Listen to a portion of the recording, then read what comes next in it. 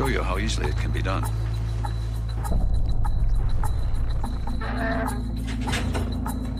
Our grandfather was a detective on one of the biggest unsolved murders in our generation. This was a child who was put to bed by her parents and never woke up. They just kept saying, no, no, ask God to raise her. Police found evidence from the beginning that in their minds pointed directly to the Ramseys.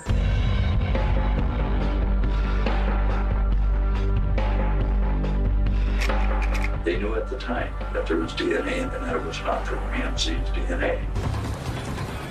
We, the media, lapped up what the Boulder Police Department wanted to tell us.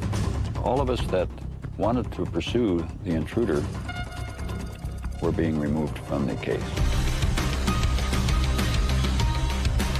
And he just said, I have a name, I want you to write it down.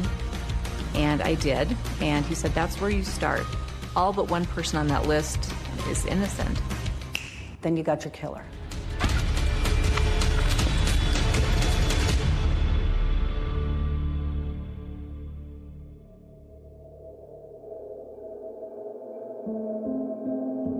That's why the case endures. Until the day we die, we'll be looking for the person that murdered our daughter.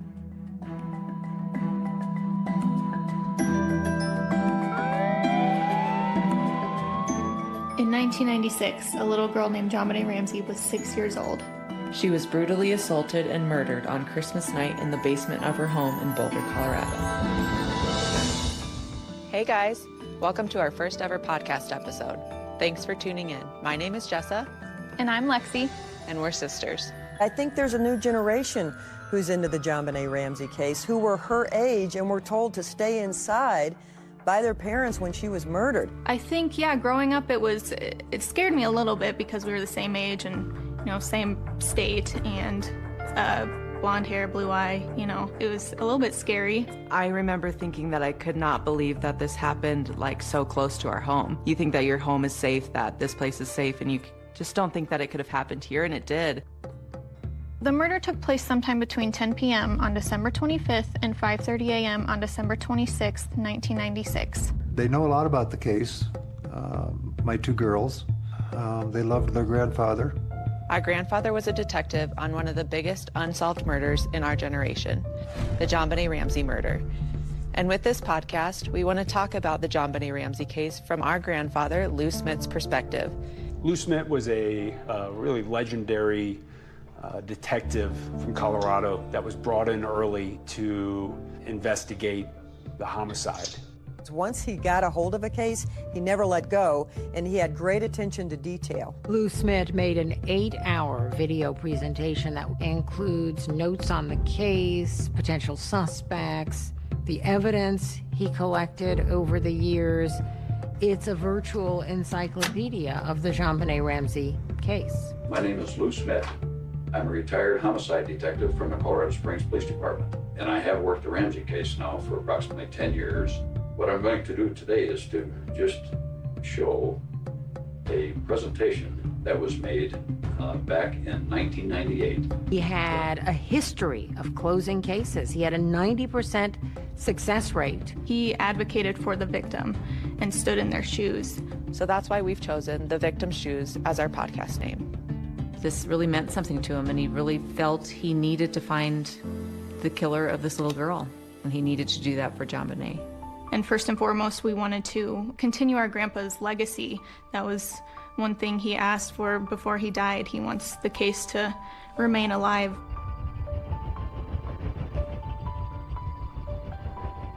There's a saying here in Colorado that Boulder is 30 square miles of fantasy surrounded by reality. It's very wealthy, it's well-to-do. Boulder looked like something out of a storybook in many ways, especially the neighborhood in which the Ramseys lived. John and Patsy Ramsey lived in a 6,700 square feet Tudor there on 15th Street. What I'd like to do first is to just talk a little bit about the Ramsey family. John Ramsey had interest in sailing and flying. Patsy Ramsey was the mother. John and Patsy Ramsey had 2 children together. Their firstborn was Burke, 9 years old, and John Bonet, 6 and a half, in kindergarten. I'm a daughter. I'm a sister. I'm a friend. I'm a wife and a mother. John used to tell people that I invested in futures, the futures of my children. That's how I usually answer my occupation. My name is John Andrew Ramsey. Jean Bonnet's half-brother. Jean Bonnet would go around and ask everybody how their day was and what they did, and he was just an energetic and fun kid. By all accounts, they were a happy couple. Patsy was a high society woman from Atlanta. John was a smart guy who had just been nominated or voted as Entrepreneur of the Year. Patsy Ramsey was a stylish woman. She was a former beauty queen, Miss West Virginia.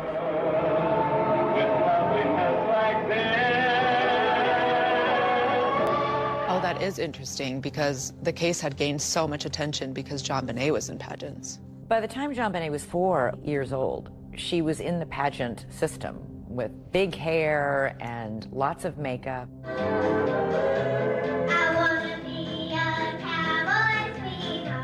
I think it starts with the video of John Bonet.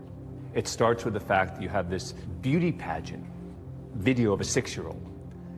That is where this starts, is people start saying, what's that about? How could that have played in?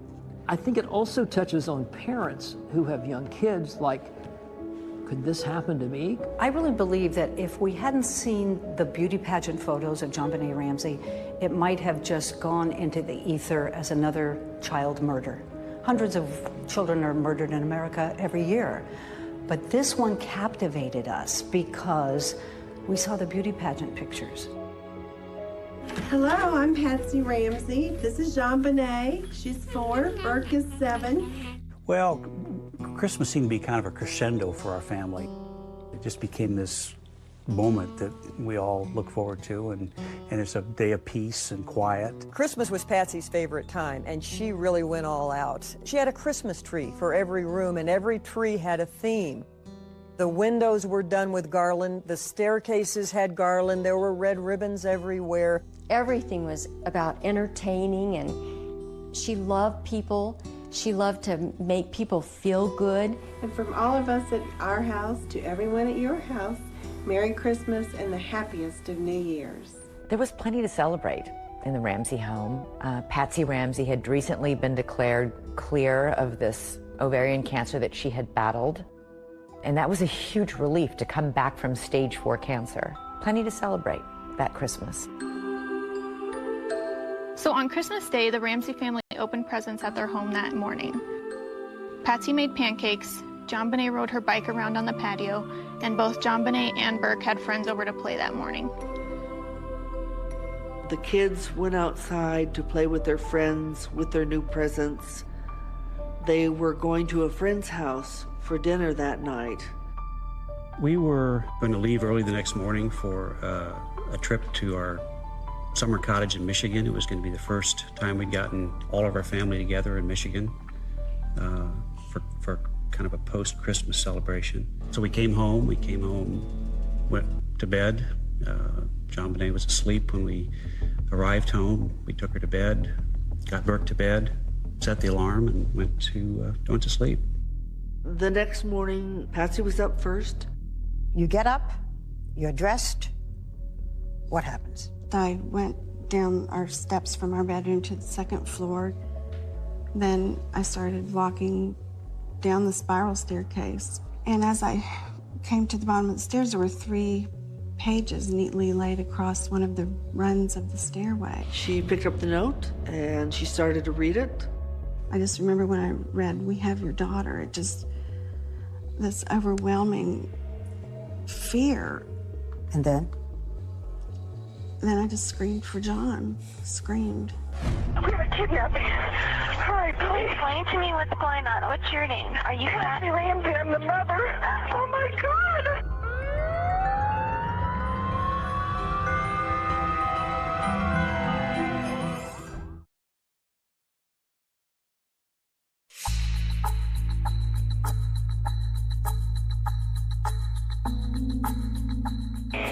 911 emergency. I was the call taker that night shift when the call came in.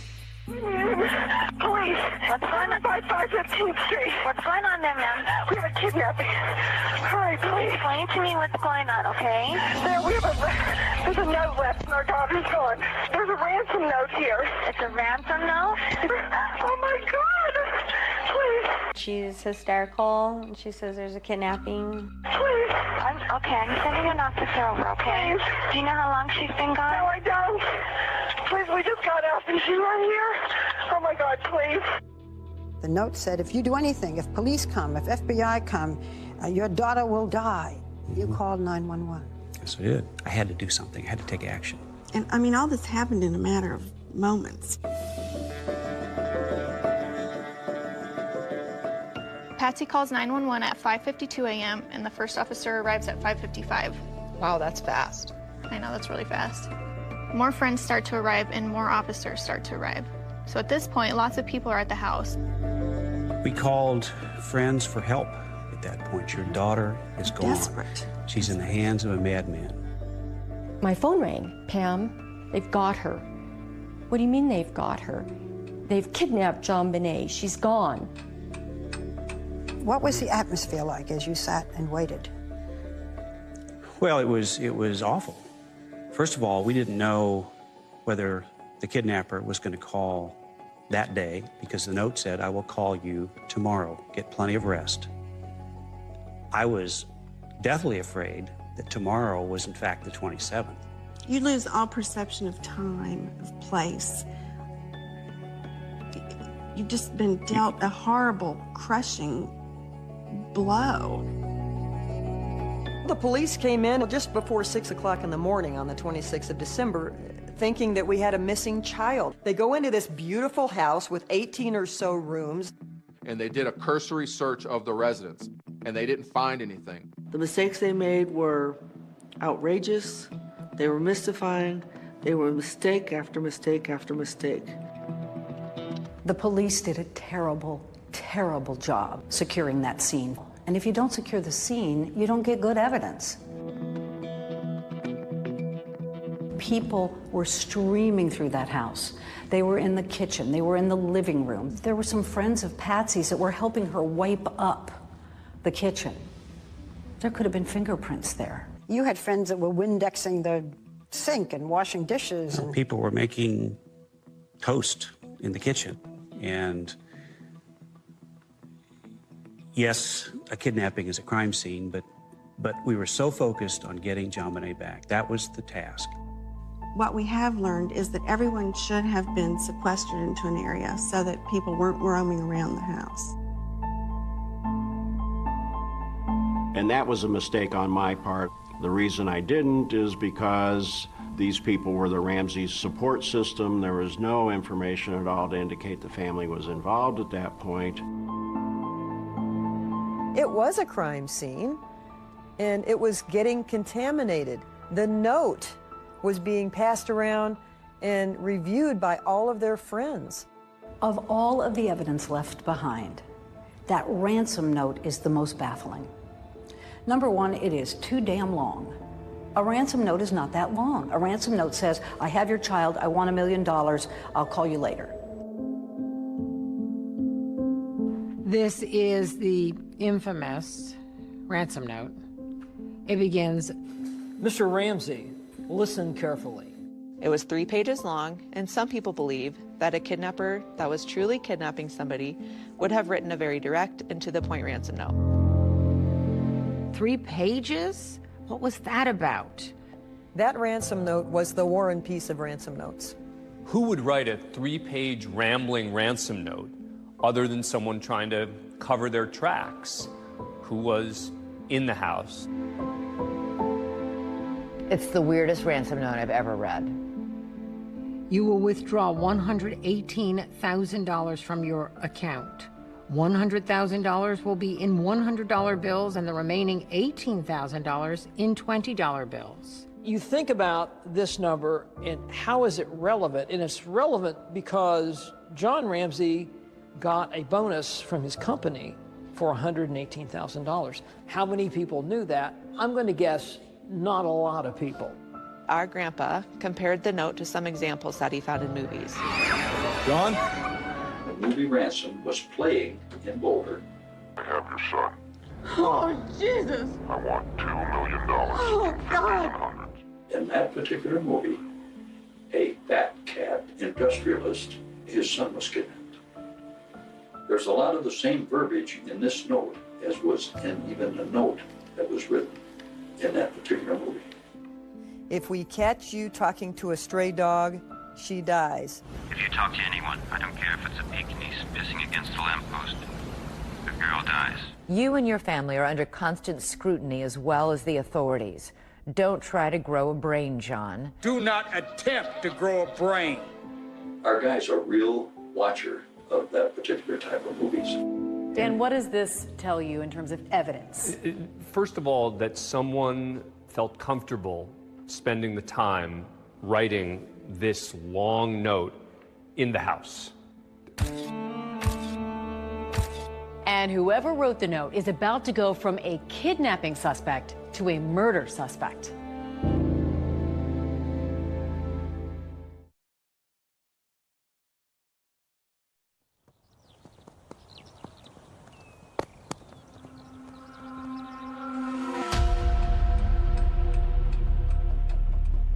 The ransom note had indicated there would be a call between 8 and 10 a.m. And the police had prepped me on how to respond on a phone call, and it's very important that you hear John Bonet's voice. Police officers were leaving at 9:30 and 9:45 before that time period of the phone call had even expired. One lone detective was left on the scene. Detective Linda Arndt is left behind in the house with John and Patsy Ramsey. She didn't have extensive homicide experience managing a kidnapping and what was about to unfold. This was likely pretty overwhelming for one lone police officer.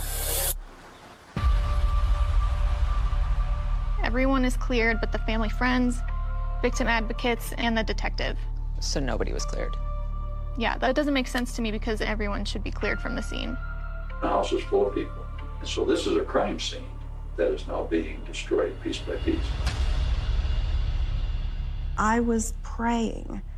Linda Arndt had said to me, we're hopeful that the kidnappers will just drop John Bonet off someplace. And I kept looking out the window, clutching this cross and just imagining that she was going to come running down the street. They're waiting for a telephone call from the kidnapper. What's going to happen next?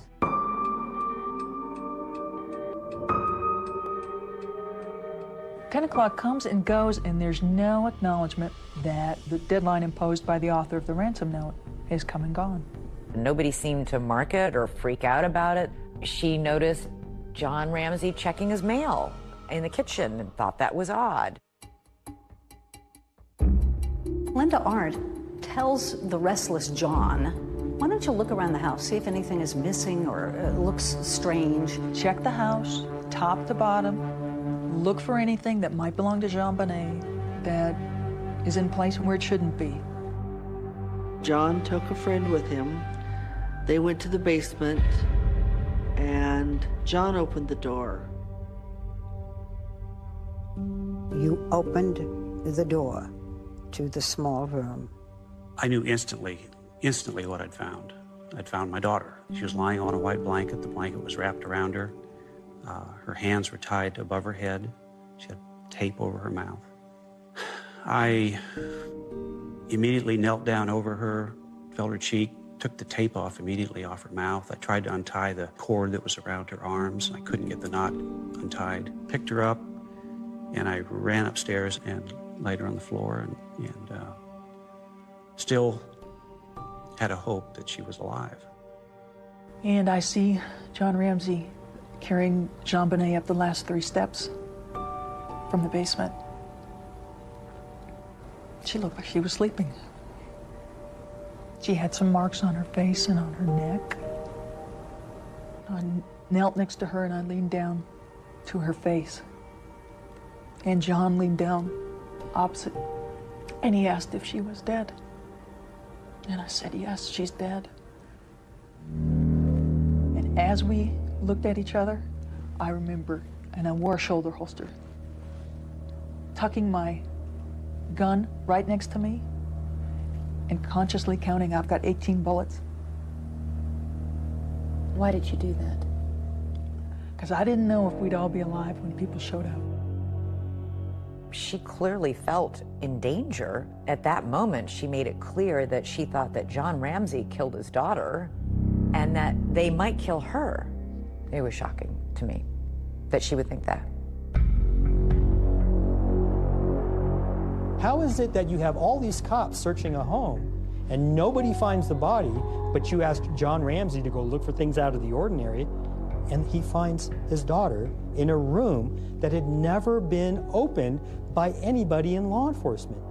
That's crazy. He lays her on the living room floor where just a few minutes before, friends and neighbors have been walking and, you know, bringing in fibers and whatever to contaminate the scene. And then the coup de grace. He grabs a blanket, which is full of who knows what kind of contaminants, and throws it over the body. Patsy was being kept out of the room, and I didn't want Patsy to see JonBenet laying there like that. I remember walking in and seeing her lying there in front of the Christmas tree. I knelt down over her and just laid my body on her body and my cheek against her cheek, and it was cold. And Father Raw was there. And he started saying the last rites, I believe. And I just kept saying, no, no, you know, ask God. Ask God to raise her.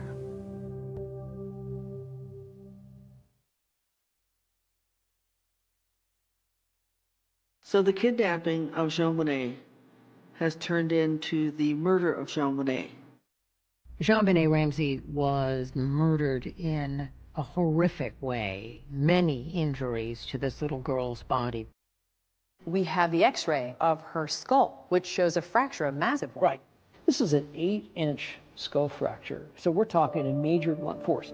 This is just a massive blow. But the ultimate cause of death was strangulation with something called a garrote. Brad, what type of a weapon is a garrote? How does it work? It's a device of string, and it's wrapped around what ends up being a piece of a paintbrush. And what happens is, as JonBenet is losing consciousness, she's leaning forward. And so this gets tighter and tighter, and you can see how it cuts into my hand. You can see exactly why it cut into her neck. And that ultimately, according to the ME, is what killed her. It seems to me that she had been attempting to remove the ligature from around her neck. And that tells me she was alive when she was garroted. There were signs that JonBenet had also been sexually abused. The broken pieces of the paintbrush that were used for the garrote were also used to sexually assault her.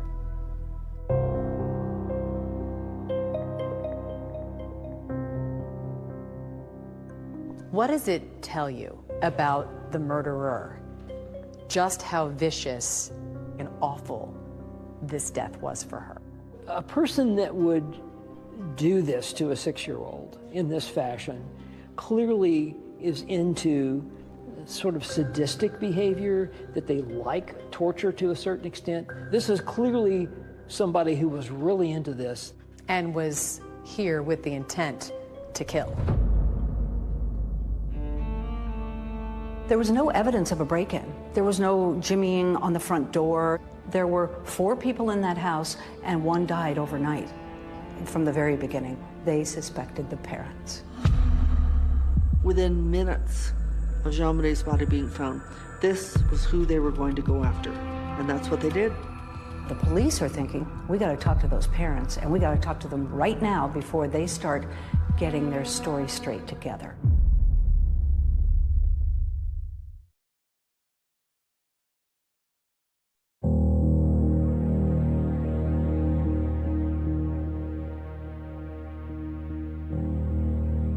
They brought JonBenet's body out past the candy canes that were decorating the front of the house, and there were only like 2 reporters outside to capture that. And then the storm happened. JonBenet Ramsey, the little girl in Colorado, was murdered. Beauty queen JonBenet. JonBenet's murder has frightened residents of Boulder. News outlets from around the world had descended upon Boulder and were just hiding in trees and bushes and digging through our trash, following me around town. I mean, it was war. The JonBenet Ramsey case was completely out of control. You also have to remember the O.J. Simpson case had wrapped up. The 24-hour news cycle, their content had dried up. And so along came the Ramsey family, and we fit right into that slot. JonBenet Ramsey was a precocious 6-year-old. She had been strangled to death in the basement of her own home. You have the shock, this incredibly horrendous crime. And then you have these videos that surface.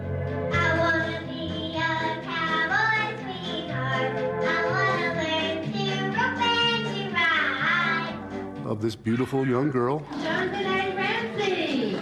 Dark blonde hair and green eyes. Dancing in her costumes, and those were the first viral videos. She'd like to become an Olympic ice skater. It's part of what turned it into an international circus. Now we have Instagram and we have Snapchat. But back then, this was one of the first moments in time where something truly went viral. This little girl's image was everywhere overnight. The biggest negative factor about John and Patsy Ramsey was that they had allowed their daughter to be in child beauty pageant contests, and people did not like them. As our grandpa stated, this was a brutal, premeditated murder, not just a little doink on the head covered up by perverted staging. It seems unimaginable to most parents out there that any parent could do something this brutal, this heinous to their own child, and yet police found evidence from the beginning that in their minds pointed directly to the Ramseys. Particularly, Amy, when you start with children of this age, when they die, tend to die at the hands of their parents. So the focus is naturally going to be on the parents to begin with. Now, in the house, the ransom note is written on a pad that belongs to Patsy. So this is the notepad. This location right here is where the note was physically found by Patsy. The pen that was used was in the house. So this is the garrote that was used in the murder of JonBenet, and it's a special significance because of what it was made from. Yes, it basically is an artist's paintbrush that's broken. And what's important is that it actually came from Patsy's art supply. And there were even fibers on the backside of the duct tape that had been on JonBenet's mouth from Patsy's clothing. And that was very, very important. But there are problems because Patsy lived in that house. Would those fibers have been there anyway? The police started thinking, well, maybe this is just a cover-up, that the Ramseys harmed their child some way, then panicked and tried to create basically a kidnapping scenario. Patsy and John should have been taken to the police station immediately for separate interviews, for examination of their body for defensive wounds, for collection of their clothing. That never happened. At this point, they haven't interviewed the mother or father. Not surprisingly, they're still very grief-stricken. They have not been in any kind of condition to be interviewed. A couple of days after he finds his daughter's body in the basement, police speak with John Ramsey, but this is not a formal interrogation. My father, myself, we all marched into that police station, gave blood, we gave hair, we gave fingerprints. The thing that really stuck with me is 2 detectives hand me their business cards, and one says narcotics officer and the other says auto theft. And I buried my head into my hands because I knew at that point we were in a bad spot. Boulder police didn't have the resources to solve a complex homicide. John interviewed with Boulder police. Patsy's doctor said she was too medicated and unable to get out of bed. The police were faced with lawyers and wealthy friends, people in the community who told the police, please give them room, they're grieving, what's the matter with you? Though the police had spoken to the Ramseys, what they really wanted to do was formally interrogate them. The police are thinking, we got to talk to those parents, and we got to talk to them right now before they start getting their story straight together. Your lawyers advised you then not to submit to police questions. Why not? People say, wouldn't you have wanted to tell them everything? Well, I don't recall that our lawyers told us that at the time. We said, you know, yeah, we want to keep working with you, but can't you come here? We can't go out. Patsy was in bed. Patsy was barely able to move. We were perfectly willing and anxious to work with the police to find the killer. We had a higher priority at that point, and that was to bury our daughter. The family is flying the body back to Atlanta for burial. On New Year's Eve, JonBenét was laid to rest just outside of Atlanta, Georgia. This service is in loving memory of JonBenét Patricia Ramsey. We flew back to Atlanta to bury JonBenét, Atlanta being our home. Atlanta being where my oldest sister Beth is buried. We give thanks today for JonBenét, for the love that she had for her parents. I want to go back to the funeral. Whatever we do, we're gonna go through it together. We may not get far, but sure as the star, wherever we are, it's together. Wherever we are, it's together. We sang that. She and I sang that together. We'd sing it driving in the car, and we just knew that we would always be together in everything. I wanted my children to know that I was with them through thick and thin, regardless of what happened in life. You know, unconditional love. Oh, look at that. You can go places now. Every murder case that I've ever done, the parents are so grief-stricken, but they sometimes make a nuisance out of themselves at the police department. The Ramseys, literally the day after JonBenét's funeral, sit down for a television interview. The next thing the police knew, they were on CNN.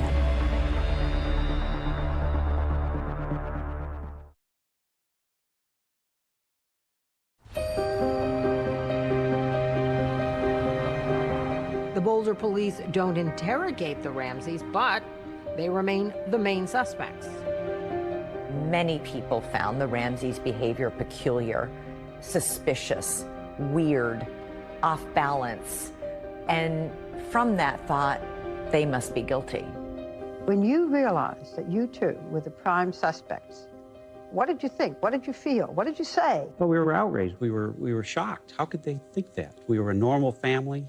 I just didn't believe it. You just can't believe it. I mean, we're suffering from having lost our child. And then for someone to accuse you, it's just, you can't believe that would happen.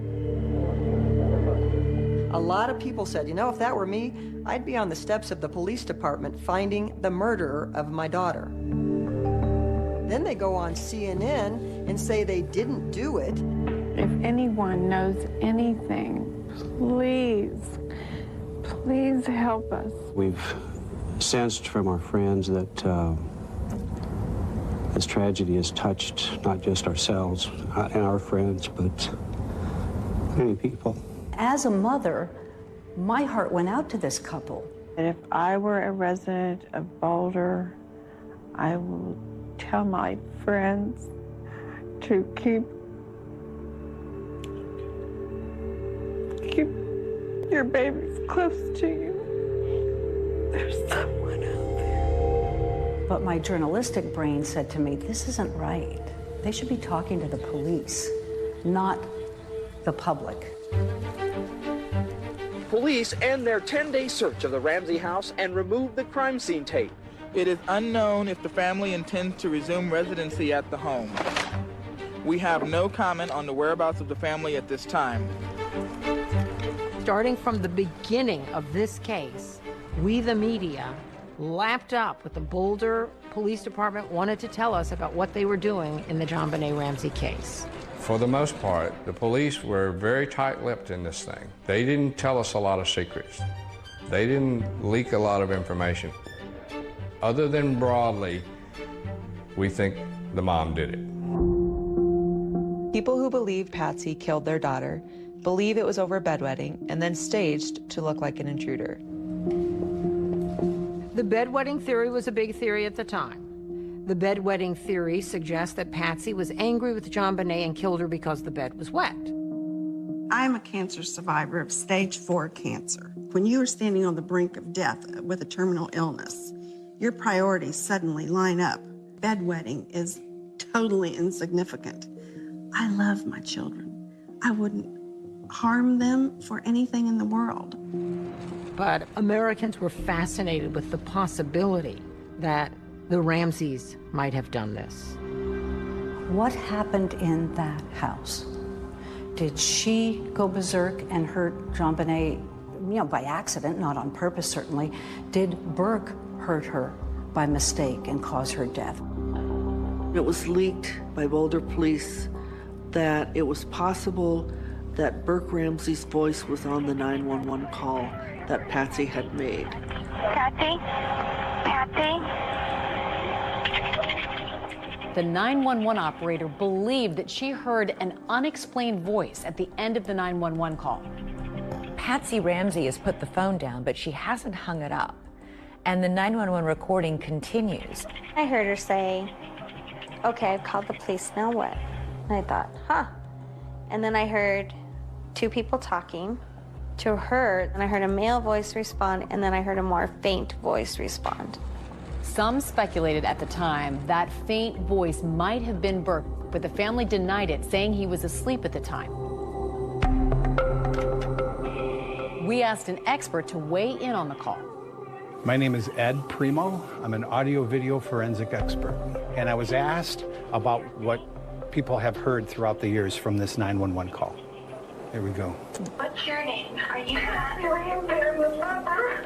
Oh my God! So when Patsy is speaking to the operator, we could clearly see bright yellow and orange colors. And as I zoom in to the recording here, I can see the formants. This is a visual representation of sound. The brighter the color, the louder the volume. Patsy? Patsy? The sound changes right here, the section in question where people are hearing voices. We can see some sounds, but we don't see the formants like we saw over here. So I can't rely on those being words. There's just not enough signal-to-noise ratio in order to be able to perceive what those sounds are. They could be noise, and they could be voices. I just can't, as a scientist, arrive at a reasonable conclusion. The Secret Service and the FBI also concluded that no additional conversation is audible. I think we've given way too much weight on whether or not Burke Ramsey was present when Mom makes the 911 call. If Burke's voice was there or John Ramsey's voice is there, does that mean they're the killer? And it's important to remember that the Boulder police never considered Burke a suspect. They suspected the parents, even though the Ramseys had no history of abuse or neglect of their children. All the evidence shows me that up until this point, they were devoted parents. Would you get up in the middle of the night and slaughter your child? We're parents. We love our children. There's so many puzzle pieces here that just don't fit.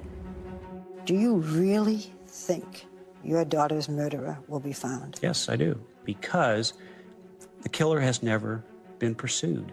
An objective, wide investigation hasn't taken place. The parents have been focused on. That's all that's been done.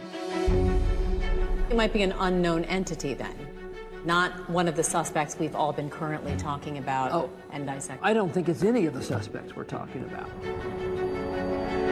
What we know is that just within a few mile radius of the Ramseys' home, there was approximately 38 to 40 sex offenders in that area. And the question is, have they all been completely vetted? Was it an accident? Was it intentional, premeditated? I want to say something to the person or persons that took this baby from us. The list of suspects narrows. Soon, there will be no one on the list but you.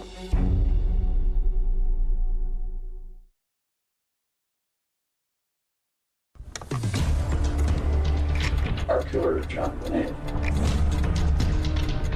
How many victims has he had in the past? And how many victims is he going to have in the future?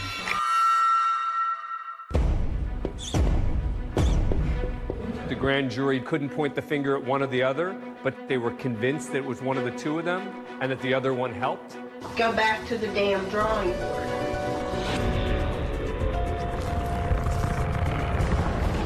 There was a person seen going across the lawn of the Ramsey house.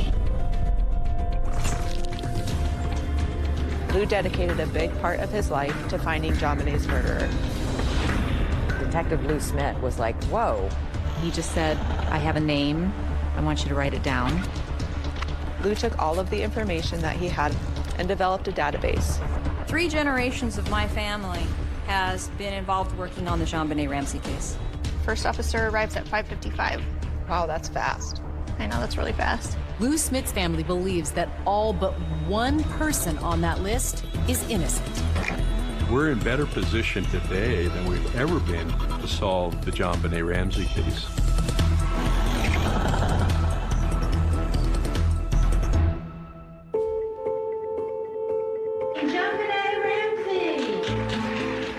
John Bonet was an entertainer. She would entertain at the drop of a hat. She loved to sing and dance and perform. It was a natural for her. I competed with John Bonet. She had all these wonderful costumes and outfits, and she had this presence. Third runner-up, John Bonet. It wasn't really a competition to her. It was more of like, this is fun, like let's go on stage and do that. My name is John Bonet Ramsey, and I'm 5.5. What is your favorite animal at the zoo?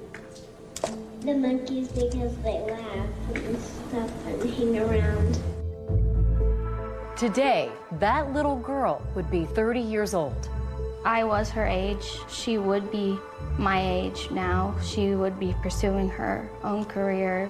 She never got to grow up.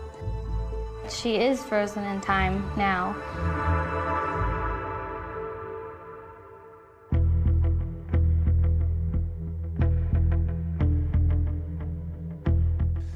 Well, the police were convinced pretty early on that Patsy and/or John were involved. And you had a district attorney's office that was saying, not so fast. And that created enormous tension between the two. Did you hear anything yesterday? I think there are some new developments. Alex Hunter, the district attorney, wanted someone to come in with fresh eyes in this case and look at it from the perspective of a defense attorney. Who might have killed John Bonet as an intruder, not just the parents, but from the outside? Boulder DA Alex Hunter brought Lou Smith out of retirement to help solve the Ramsey case. One of the great challenges is to try to do the case right. And, you know, I think we're making efforts to meet that challenge by involving people like Lou Smith. The legendary investigator, Lou Smith. He had a history of closing cases. He had such tenacity. He was a bulldog. Once he got something in his mind, you know, once he got the reins in his teeth, he was not letting go. Lou Smith was my father. He was just known as, you know, the detective that solved cases.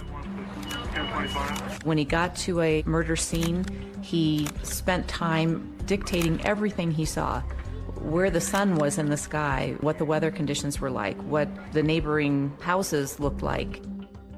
Our grandfather was a detective on one of the biggest unsolved murders in our generation.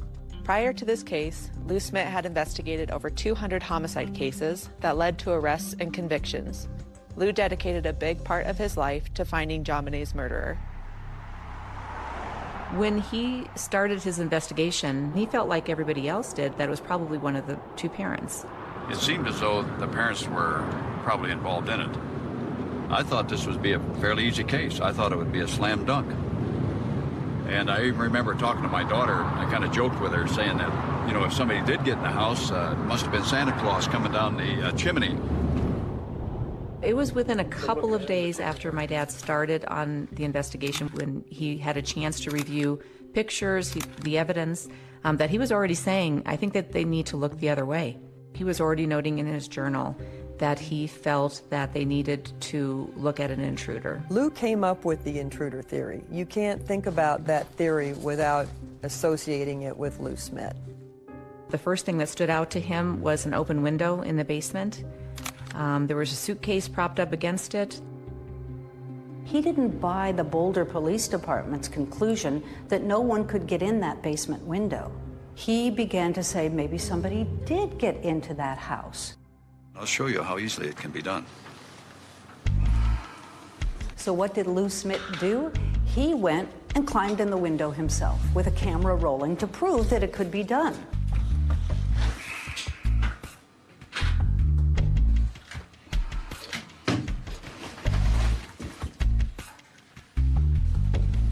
It really wasn't that difficult coming in that window. But some say that the idea of somebody going in the window is complicated by something else that's spotted in the images of the crime scene. When you go to a photograph of the actual window, there are cobwebs in the window, which could support that no one did go through this window. The big question is, could you have gotten through this window, this small window, without disturbing this cobweb? I think the answer to that is maybe. But the other important point is, how soon was this picture taken after John Bonet was killed? Because spiders can replicate webs very fast. Also found in the basement by John Bonet's body, a shoe print, high-tech brand that did not match any shoes in the Ramseys' house. And then there's the high-tech footprint as well. Then there's the high-tech footprint found next to John Bonet that I think the investigators believe, and maybe rightly so, that that's the bad guy's footprint. Some argue the footprint could have been inadvertently left by police officers there at the scene. But another factor in Lou Smit's investigation, two strange marks on John Bonet's face and back. The marks themselves, both on the back and on the face, were the same distance apart. Suddenly a little light went on, and it was just like, wait a minute, it was a stun gun. Smit looked at other murders where a stun gun was known to have been used. He examined images of a crime victim who had a known stun gun injury. And the marks are very similar to the face of John Bonet. He also looked into an experiment performed using stun guns on pigs. These marks were also the same as the marks found on John Bonet. When we did the pigs, we get perfect marks, just almost like on the back of John Bonet. This brings back our grandpa's whole motto that things are usually what they seem. Don't make it complicated. There's no reason at all for the Ramseys to use a stun gun, and the Ramseys don't have a stun gun. If it's not a stun gun, what is it? That's the question I always ask. You tell me what it is. So everybody sort of poo-pooed and ridiculed the intruder theory until Lou Smit started to stand up and point out things that everybody else, from the Boulder PD to the general public at large, had overlooked or dismissed. He said, wait a second, we need to look at this again. It actually is possible. It actually is plausible. And in his view of it, it's actually the most likely thing that happened. The police and the district attorney are at odds. The DA is looking at the intruder theory. The police focused on the parents, but both want to get the Ramseys to come in for a formal videotaped interrogation. Go back to the damn drawing board. I didn't do it. Lou Smit thought that the Ramseys were being targeted unfairly. I thought there was something drastically wrong. I had seen evidence of an intruder.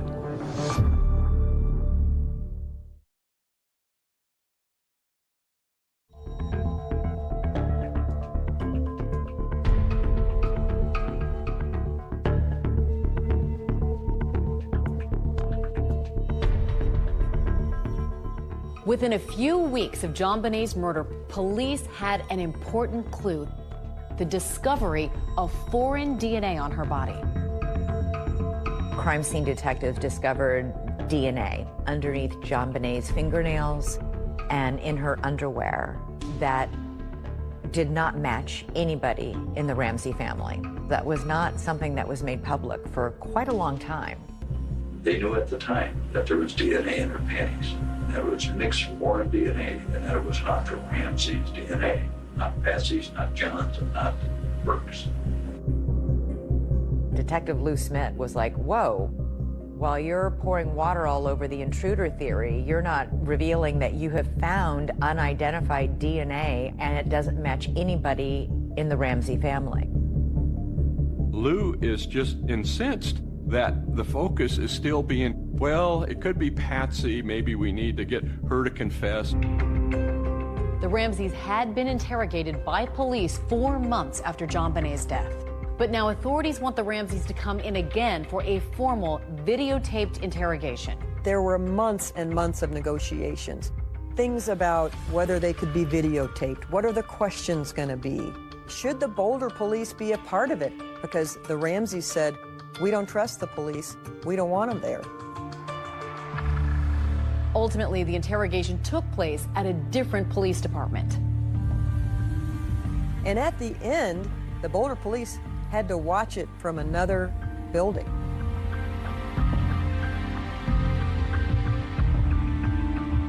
The Ramseys finally sit down with the police for a videotaped interrogation in June 1998, a year and a half after John Bonet's murder. Today is Wednesday, June the 24th, 1998. I'm president of the Broomfield Police Department. Tricia Ramsey. Tom Haney, who was one of the most respected homicide detectives out of Denver, was chosen to interview Patsy Ramsey. Patsy Ramsey had a year and a half to prepare. I knew that it was going to be tough to get a spontaneous response.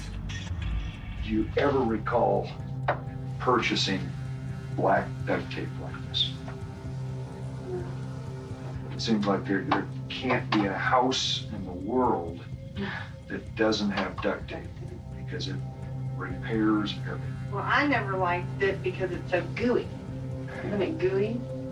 He started out softly and kindly and curious, and then he got pointed with his questions, and that made Patsy angry.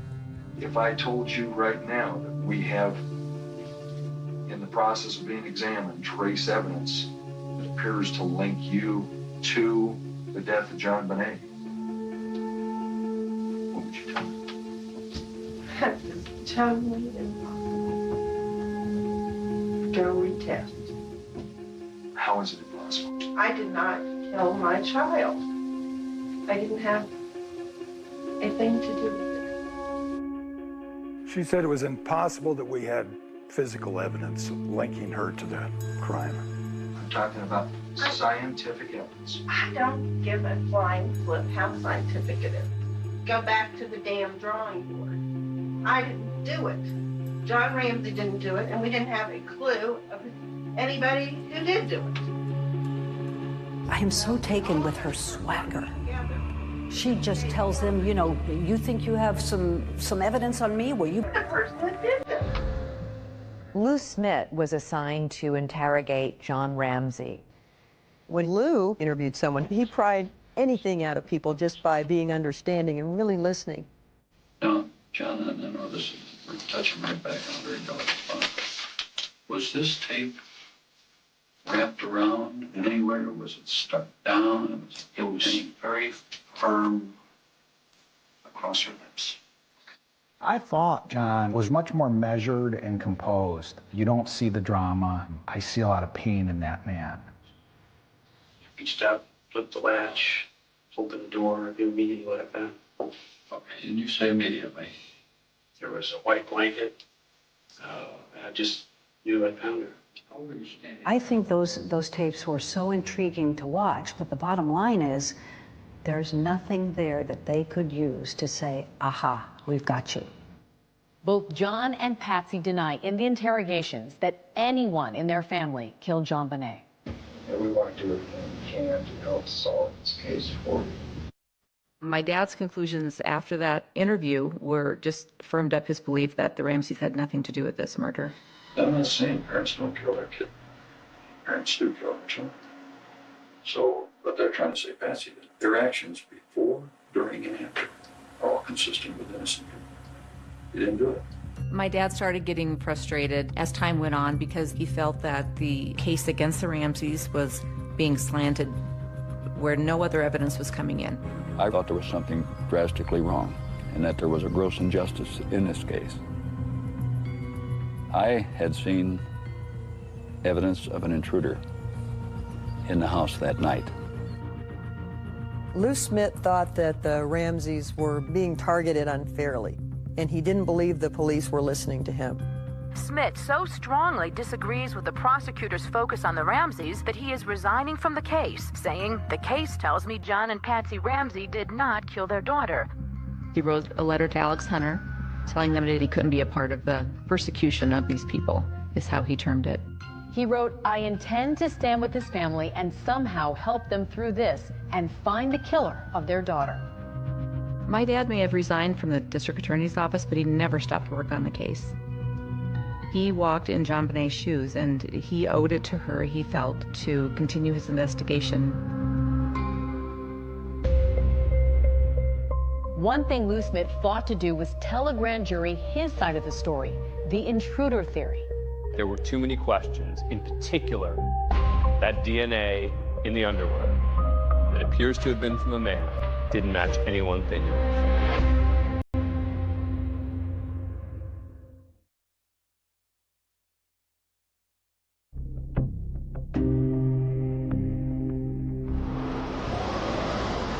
Grand jurors arrived at the Boulder County Justice Center this morning and were escorted into the courthouse by sheriff's deputies. I think Alex Hunter got shamed into calling a grand jury. I mean, he didn't do it until September 1998, almost 2 years later. And I think the media pressure and the pressure from the police department forced him to do it. Good morning, Counsel. And remember, this is after O.J. Simpson, where most people think that evidence of Simpson's guilt was insurmountable. We, the jury, in the above entitled action, find the defendant, Orenthal James Simpson, not guilty of the crime of murder. And yet, he walked. Alex remembered that. He told me one time, "I don't want to spend 2 years of my life and $5 million of the taxpayers' money and lose in court." Alex Hunter sat a grand jury for 13 months. Are you surprised by anything you've seen? No. Over 13 months, those people heard over 100 witnesses. My name is Jonathan Webb. I was a grand juror on the John Benet Ramsey case. It bothers me that the murder of a little girl like this has gone on unsolved for essentially a quarter century. Members of the Boulder grand jury looked very much like detectives themselves as they finally toured the Ramsey house. From a crime scene perspective, it was very disturbing how she was found.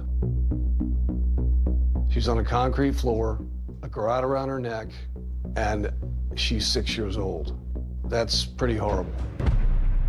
Webb told us that the grand jury spent most of their time focused on two main issues. First, who wrote that ransom note? We heard from 3 handwriting experts, and even though the handwriting experts couldn't definitively say that she wrote it, they all 3 came to the same conclusion that it could have been Patsy Ramsey. The Ramsey defense team had their own experts who said that the comparison between the writing on the ransom note and Patsy's handwriting was not conclusive. We asked an expert to weigh in on the case.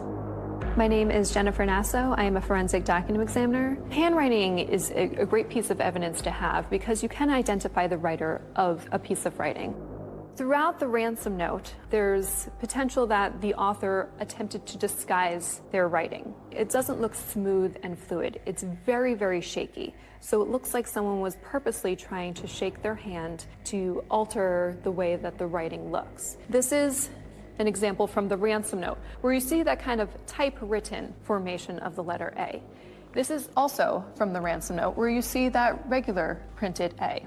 There are similarities between the ransom note and Patsy Ramsey's writing. However, the similarities that are seen are very general in nature. They're characteristics that many people execute within their writing. So here is another example.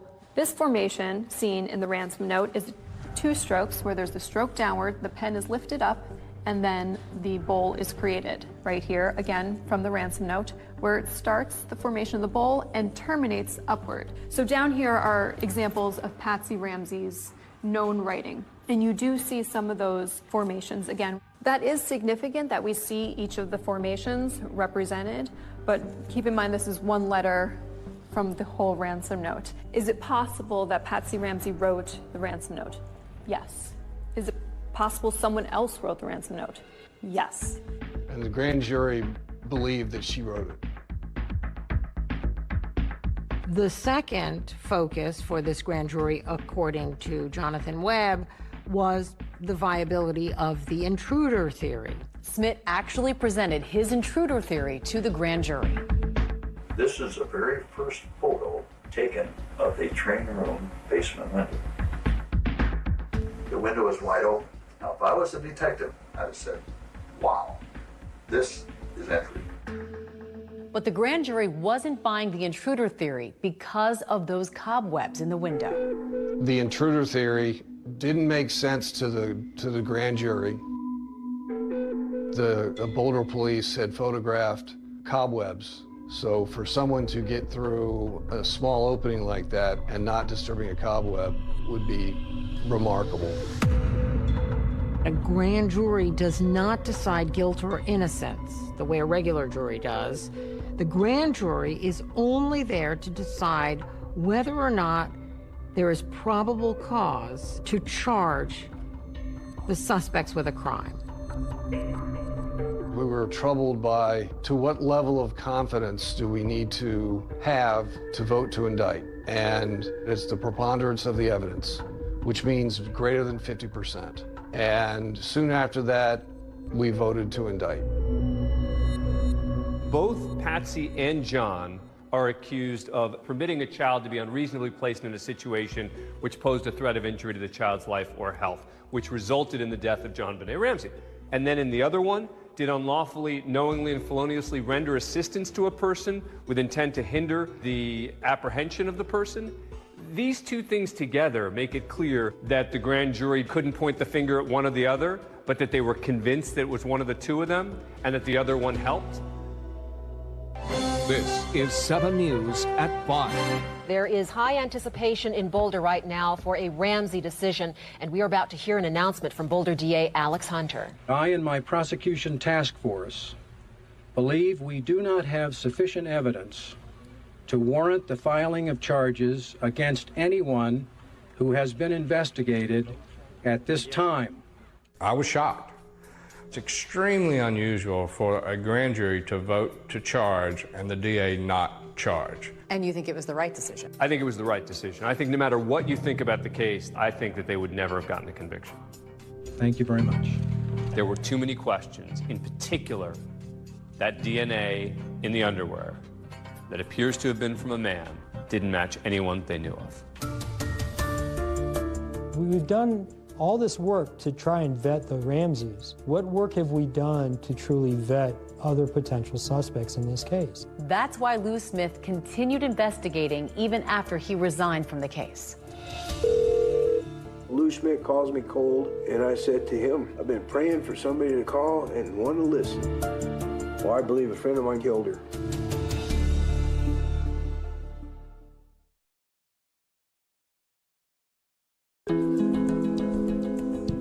But I think what turned this whole case has always been DNA.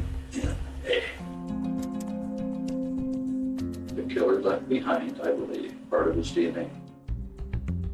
Over nearly 13 years, Lou took all of the information that he had on this case and developed a database. In this particular murder, he thought that DNA would solve this case. But Lou Smith couldn't have imagined the advances in DNA that were to come, advances that would lead to a number of big surprises in the case. What was developed is a thing called touch DNA. So I just touched this picture, I touched the table. I have now left skin cells on both locations. In theory, that could be scraped, and they could match that up to my DNA. In 2008, the then district attorney for Boulder, Mary Lacey, decided to do a new round of DNA testing on John Benet's pajama leggings. More than a decade later, the items were retested and they found something new. Remember, the previous analysis had already found DNA from an unknown male under John Benet's fingernails and in her underwear. Now, this new touch DNA uncovered DNA from at least one unknown male, maybe two, on her leggings as well. That's a pretty big thing. That's a pretty clear indication that somebody else was there. You've got DNA now in 3 places on JonBenét's body that doesn't match anybody in the Ramsey family, anybody, and nobody knows whose it is. And so I think that's what drove the district attorney to make a comment that she's basically not going to look at the family any longer. The news broke here at the district attorney's office with this incredible letter to JonBenét's father. DA Mary Lacey wrote John Ramsey, "We do not consider your immediate family, including you, your wife Patsy, and your son Burke, to be under any suspicion in the commission of this crime." John Ramsey appeared on a local newscast. We're certainly grateful for an acknowledgement that we are innocent, that this was an intruder, which of course we've always maintained. Somewhere, somehow, there may be a match to that DNA. Then you got your killer.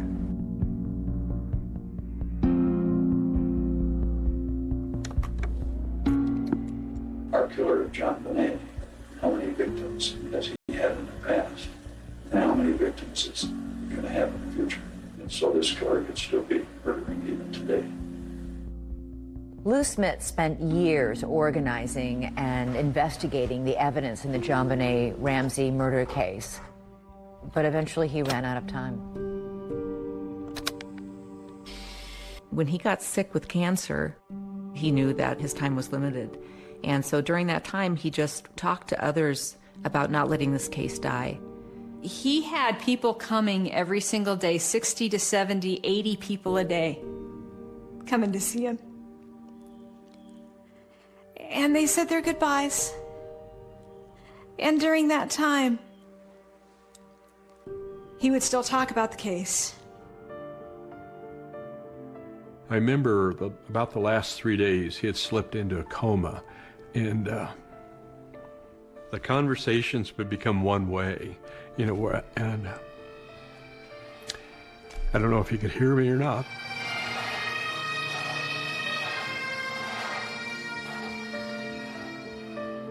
It's very much an honor to be here to celebrate Lou Smith's life and to share my thoughts with you. I'm John Ramsey. I had the opportunity to visit Lou a week before he died. Remarkably, during that time together, Lou talked a lot about the case. He hadn't given up. He never gave up. When Lou Smith died, he passed the torch of the JonBenet Ramsey investigation onto his daughter, Cindy Mara, and she took it. And he just said, I have a name. I want you to write it down.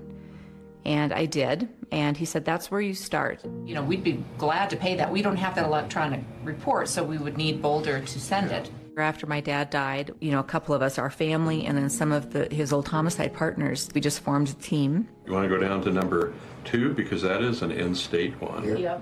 What we all share in common is that commitment to fulfill Lou's dying wish that this case doesn't die with him.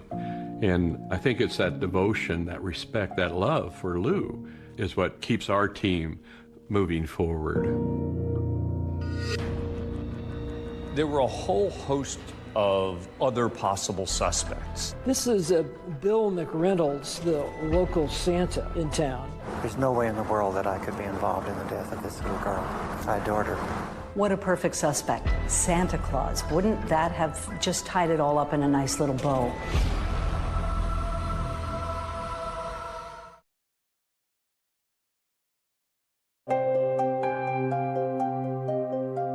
Grandpa stated that if you can't show me a motive, show me evidence of bad character. If you can't show me evidence of bad character, show me evidence. He had condensed everything he knew about every person of interest into a spreadsheet. The team that his family created is confident that the killer's name is on that spreadsheet.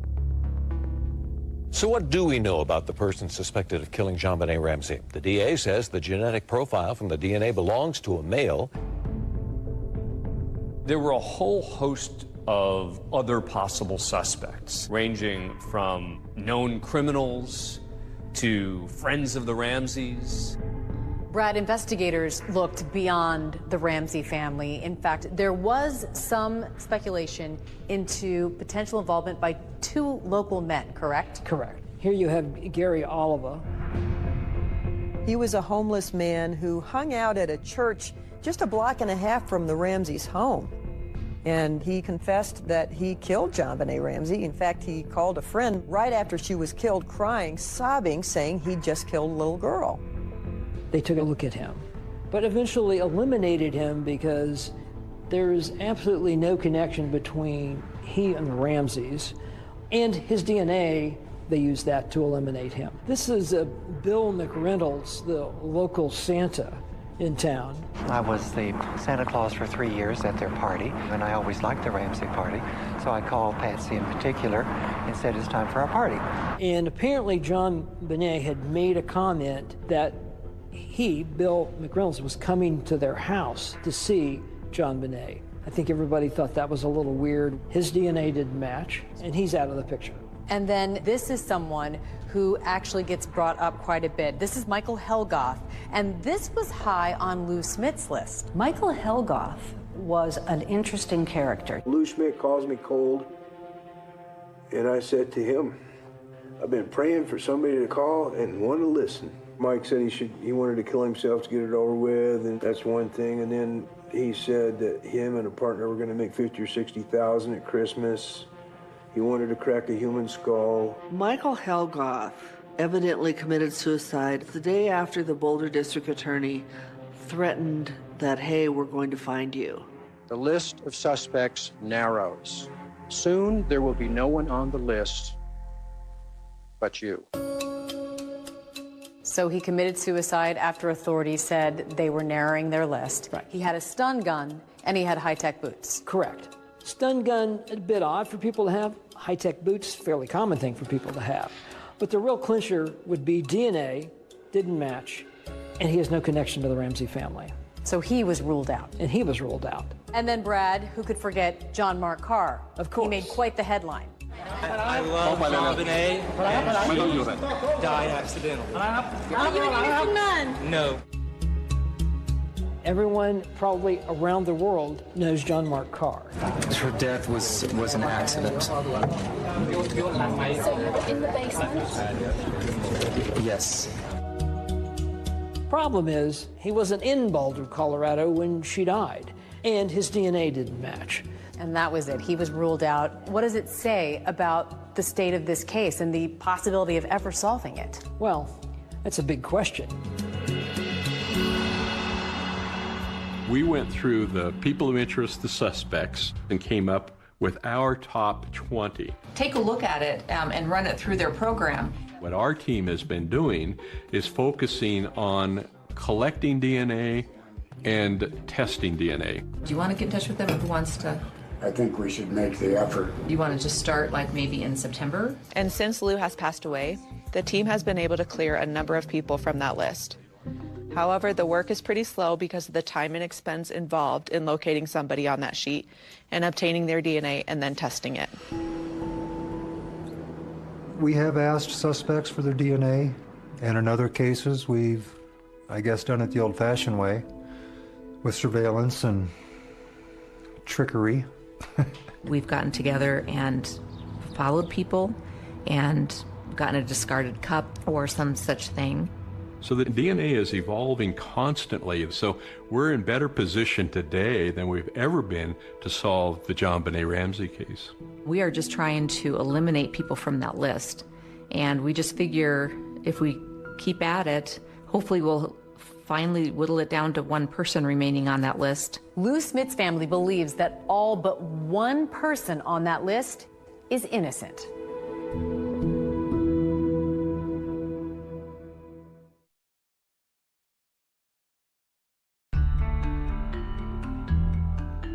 Who murdered JonBenet Ramsey? Will the case ever be prosecuted?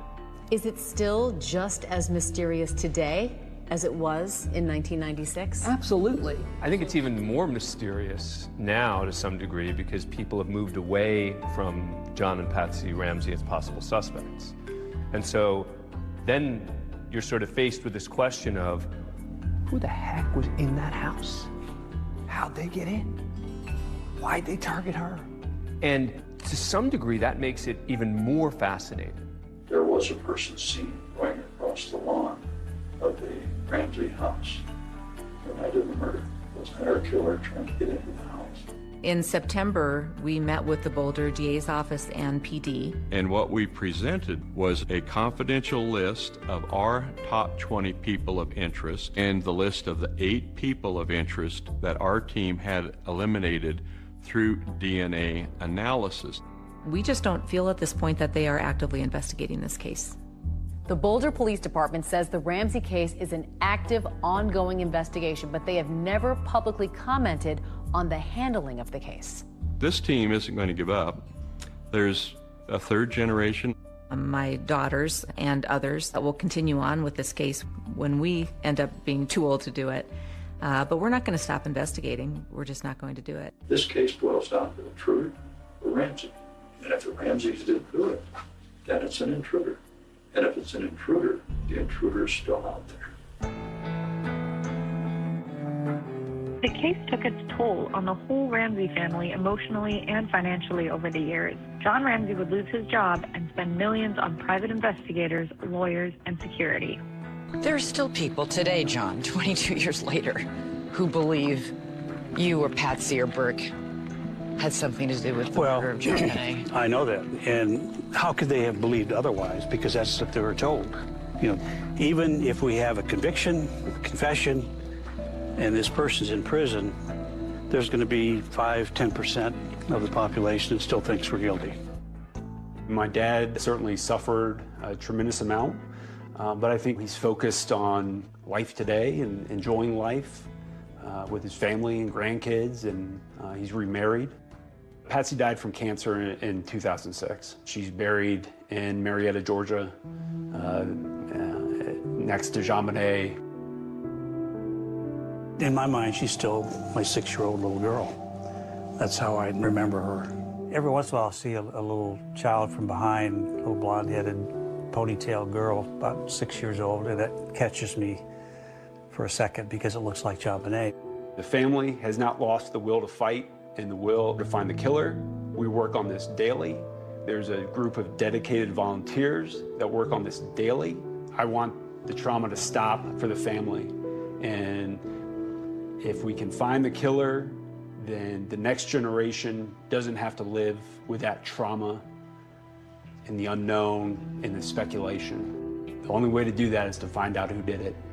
I think it's really important for people to understand that this case can be solved. There's a narrative out there that this is an unsolved homicide, and we just have to accept that as fact. And that is not the truth. If we leverage the evidence, we follow the facts, we will find this killer. I used to give people my trust, and it was theirs to lose. Everybody carries a burden. They struggle with loss or heartbreak, but everybody has to have hope. Just recognize that there could be evil around you.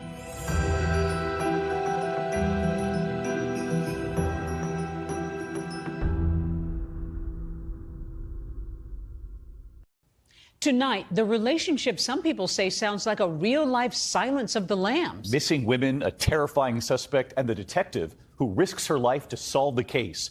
An all-new 2020 starts right now.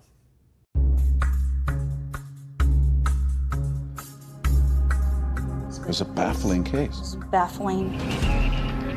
To have missing women in this town of Ashland is a big deal. A huge Unusual. deal. Very, very unusual. Elizabeth was very naive. She would trust anybody and everybody. She was like, why haven't I heard from her and I can't find her? The last known images of Elizabeth Griffith were recorded while she was shopping inside this Walmart. It seemed like a very short time frame that people started to look for Elizabeth, that now Stacy is gone. Just love to dance and just have fun with the kids. Just a bundle of joy. She's like, some nice guy stopped to help. You told her, let him go. Tell him to leave. You've got help coming. Yeah. And She wouldn't. But now, a phone call that would change everything. A third woman taken. There was a female and that she had been held captive. Sounds like something out of a movie. Absolutely. A horror movie. You can hear her desperation for help. It's a chilling call. Oh, come on. Just set the phone down. Did you know anything about what you were about to face? No. And I saw her hand. I saw her outstretched hand through the window. And then the line goes silent. Yep.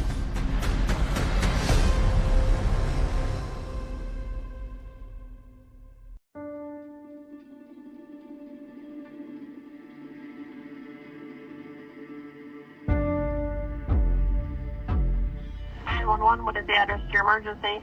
4th Street, Laundromat. What's the problem? I've been exhausted.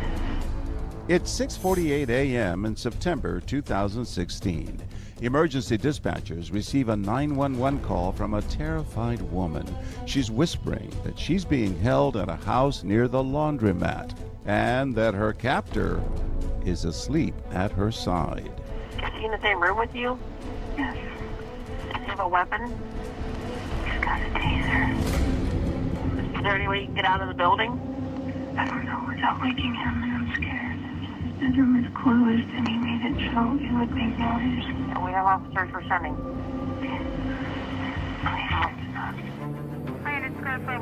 Officer Kurt Dorsey rushes to the scene, leaving his siren off so that it does not alert the abductor. So, what were you doing when the call came in? We responded from the police station. We were trying to be stealthy. We were told that the suspect was sleeping, so we wanted to approach and not make a bunch of noise. You weren't even sure the call was real, right? I didn't believe it was real at first, just because of the town that we live in. Just not a typical call that we would get in Ashland.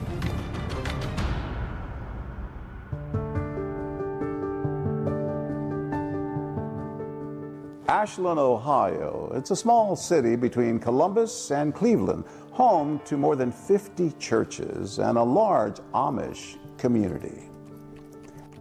Ashland is a quiet, rural community.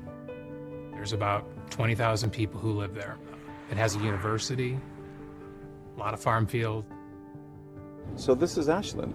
What can you tell me about the town? Well, as you can see, it's rolling hills, scenic. A lot of community stuff going on. Football games.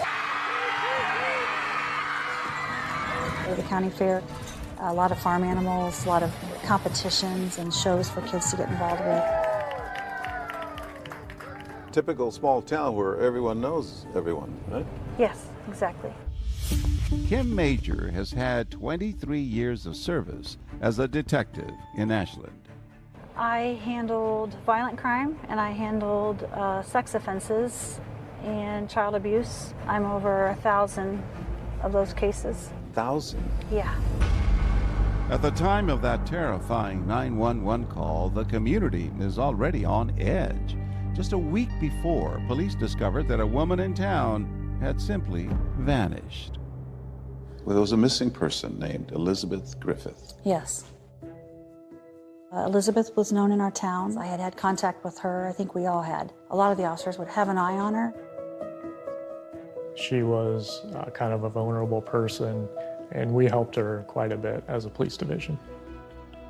She used to call them quite frequently. She would call them about anything and everything. Just like, I heard it's going to snow today. Is there any chance that the roads will be closed? She was definitely a character. Facing mental health challenges, 29-year-old Elizabeth Griffith attended meetings at a peer support center called LifeWorks. Elizabeth was very bubbly and energetic. The first time I met Elizabeth was at LifeWorks, and she was coming down the hallway and I was coming opposite of her. And she was like, "Hey, you're new here." And I was like, "Yeah?" And she was like, "You want to be my friend?" And I was like, "Sure, let's be friends." She was embraced not just by LifeWorks, but also by her church family. Elizabeth was a really sweet girl, a simple person. She liked to make people laugh. She liked to sing. She loved to worship. She would raise her hand the highest during worship. Even though she was tone deaf, she'd sing louder than anyone else.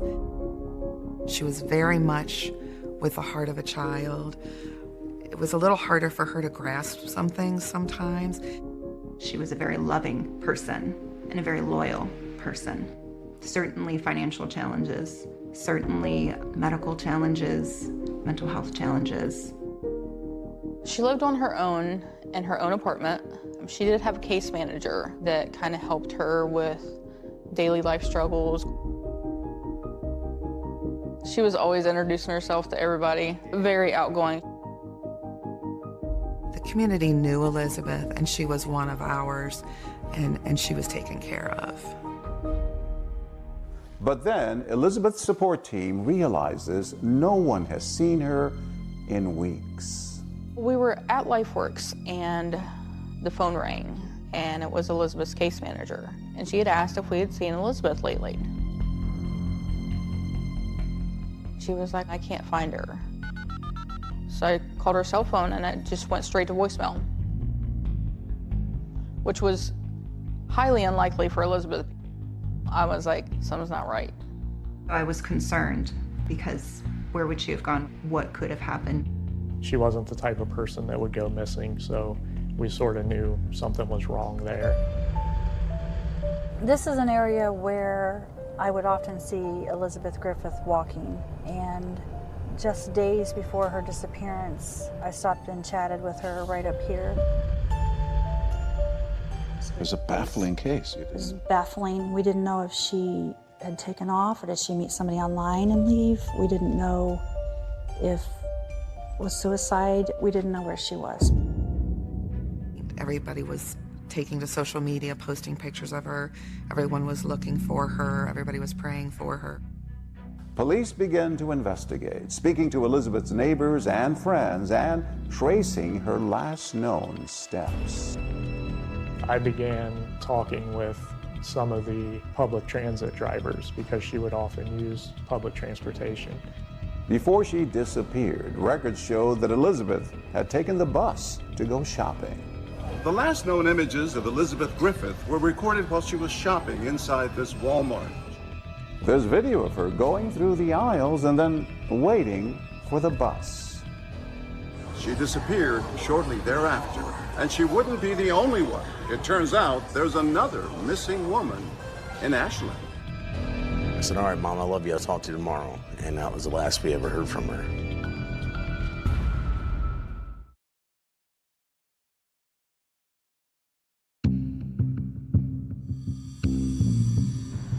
Police in Ashland, Ohio are searching for missing woman Elizabeth Griffith, and then they discover there's a second woman in town who also has mysteriously disappeared.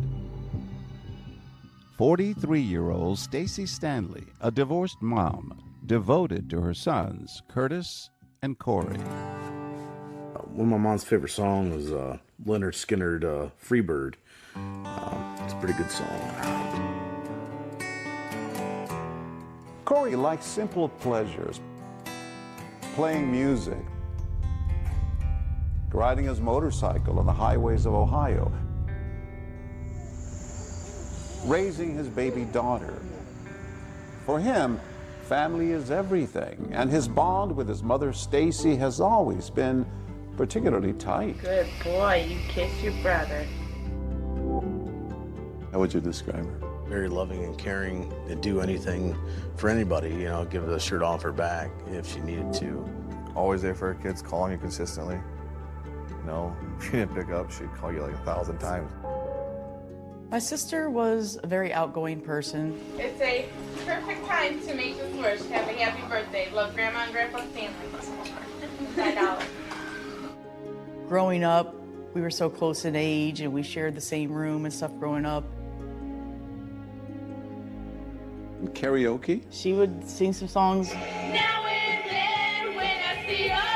She loved punk rock music and the look, too. Guns N' Roses, Sweet Child of Mine. I actually had a video of her singing it When we were kids, I was videotaping her singing that. So she was not afraid to get on stage and perform? No.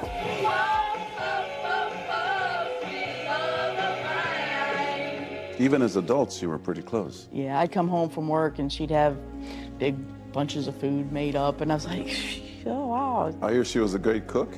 Yeah, I mean, we didn't get look like this over nothing, you know. She fed you well, huh? Yes, sir. absolutely. And Stacy was a new grandmother to Curtis's 3-year-old daughter. She was a great grandmother. She was spoiled the hell out of her for sure. Just love to dance and just have fun with the kids. Just a bundle of joy. Stacy lived in Greenwich, Ohio, 30 minutes from Ashland. Stacy was not from our county. She was from a county that butts up to our county, and she had visited Ashland. It was September 8th, 2016, when she takes a fateful drive to Ashland to run some errands. She went to Walmart to get some gardening supplies because she loved doing her gardening. And she also went to get her nails done. And then after that, she was getting some gas and to come back home.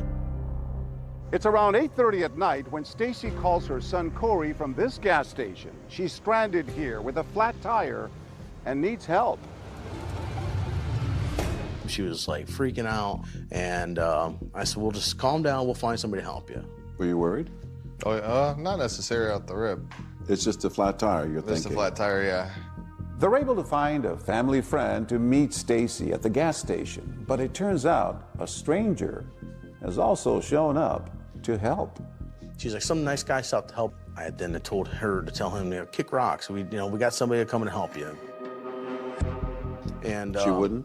Well, she's like, oh, he's a nice guy, he just stopped to help. And so my mom, the person she was friendly and talked to people. This guy takes over and he changes the tire. She offers him a ride home. And I said, all right, Mom. I said, call me in the morning. She's like, okay, I love you. I'll talk to you tomorrow. I said, all right, love you too, Mom. But the next day, Corey and Curtis don't receive the usual flurry of calls from their mom. And then I talked to my aunt, and I'm like, hey, Mom's not picking up. I don't know what's going on. We ended up breaking into her house to get in, and she had 2 little dogs. She loved them little dogs, little chihuahuas. Her dogs were still in their kennel, so we knew something was going on. The Huron County Sheriffs had put out a bolo, be on the lookout for her vehicle. We went driving the roads. Looking for her. In case she might have had an accident, was down in a ravine or a ditch or anything. We went looking, driving the routes from Ashland back to Greenwich. Within hours, Stacy's family spreads out across the streets of Ashland, trying to find any trace of her. We went down to the gas station, the BP, where she was last seen. I had printed off like almost 2,000 or 3,000 flyers. We were just passing them out and putting them up everywhere. And there's probably a good 70 of us, at least, out there handing flyers out. Detective Brian Evans is on patrol in Ashland when he spots the family.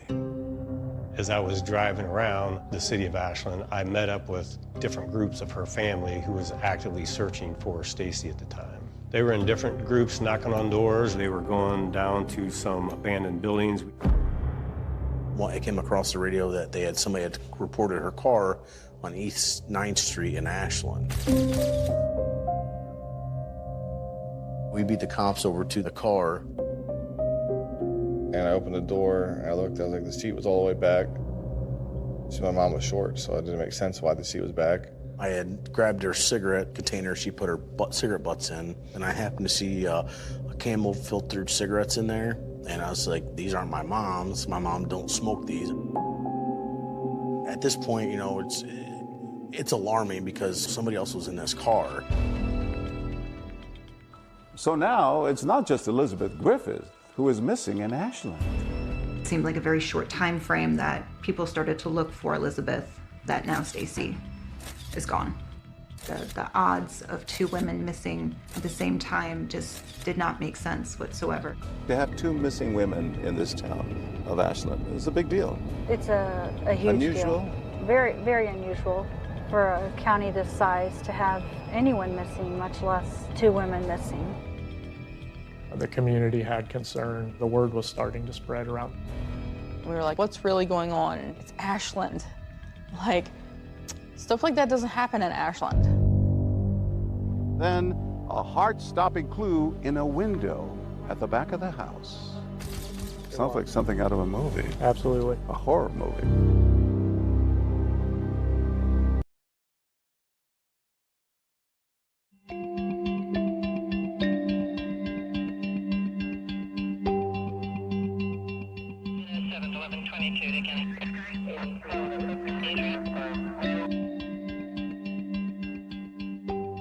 I'm a 911 dispatcher, Ashland Police Department. I've been a dispatcher for 26 years.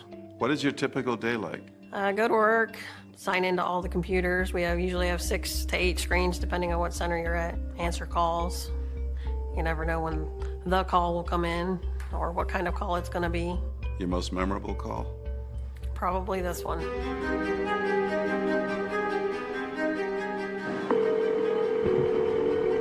911, what is the address to your emergency? September 13th, 2016, 6:48 a.m. Yep, the end of my shift. By September 13, 2016, Elizabeth Griffith had not been seen for a month. Stacy Stanley for 5 days. You're working the dispatch and you get that call. At first I couldn't hear her. It was real quiet. She was whispering. What's the problem? I've been abducted. She says, I've been abducted. Yes. Your reaction? My reaction was to find out where she was at first, to get her out of there. 20 West 81st Street. The dispatcher had told us that there was a female and that she had been held captive somewhere near a laundromat. So we immediately start to drive towards the area of the call. Where's she at now? Where's she sleeping at? In the bedroom. I asked her more questions, trying to get as much as I could before he woke up. You have to be calm, but there's an urgency. Yes. The woman says she's calling from her abductor's phone. He had fallen asleep at some point, and she was able to secure this phone. You couldn't trace the call back then? Couldn't trace the call. This was a flip phone. It was not coming back to a location. Do you need an ambulance? Are you bleeding from anywhere? Not anymore. Where were you bleeding from? You don't have to talk if you don't need to, okay? Why couldn't she get out on her own? Well, he had taken the doorknobs off, apparently.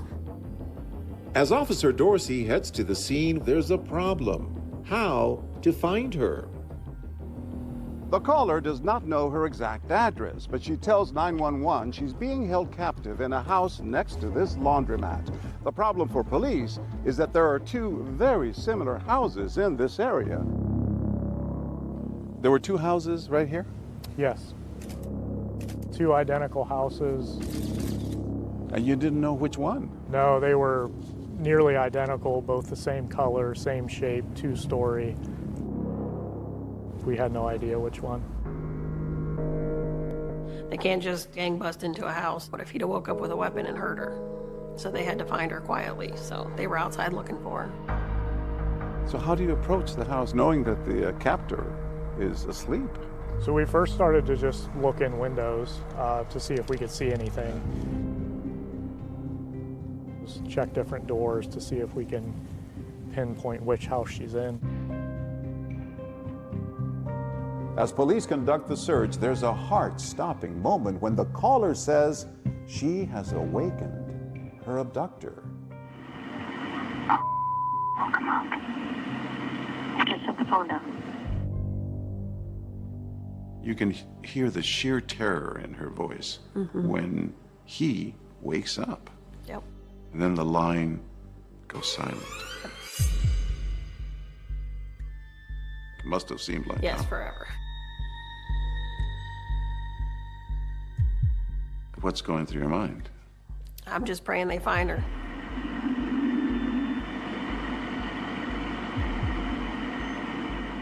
Five agonizing minutes later, she's back.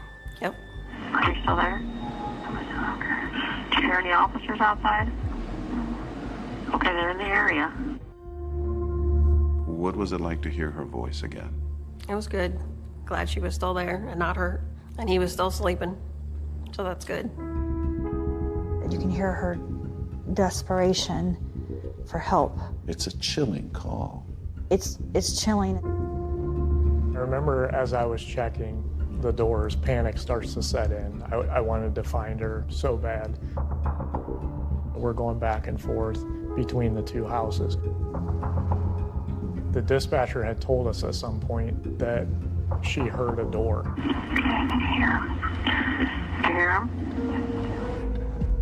I remembered that I had pulled on a door hard and it made a noise that I didn't intend.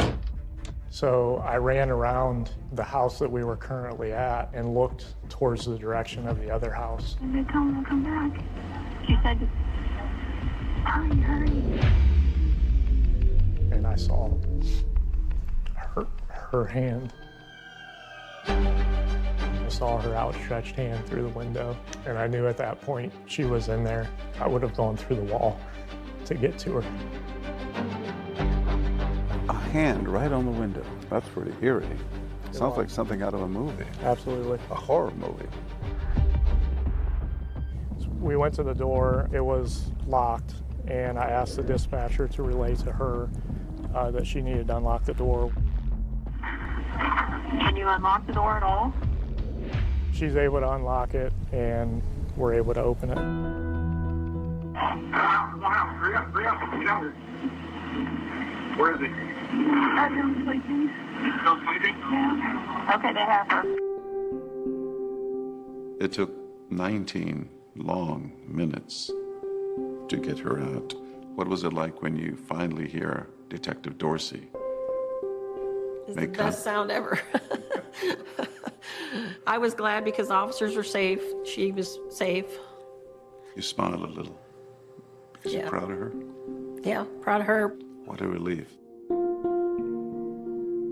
What was it like when you came face to face with the victim? I'll never forget the way that she looked at us. She looked shocked, like she had seen a ghost. She was fully nude. I don't think I've ever felt so much relief to find her. Divine intervention and a good dispatcher led us to that house and ultimately that door. So now police need to find out what happened in this house.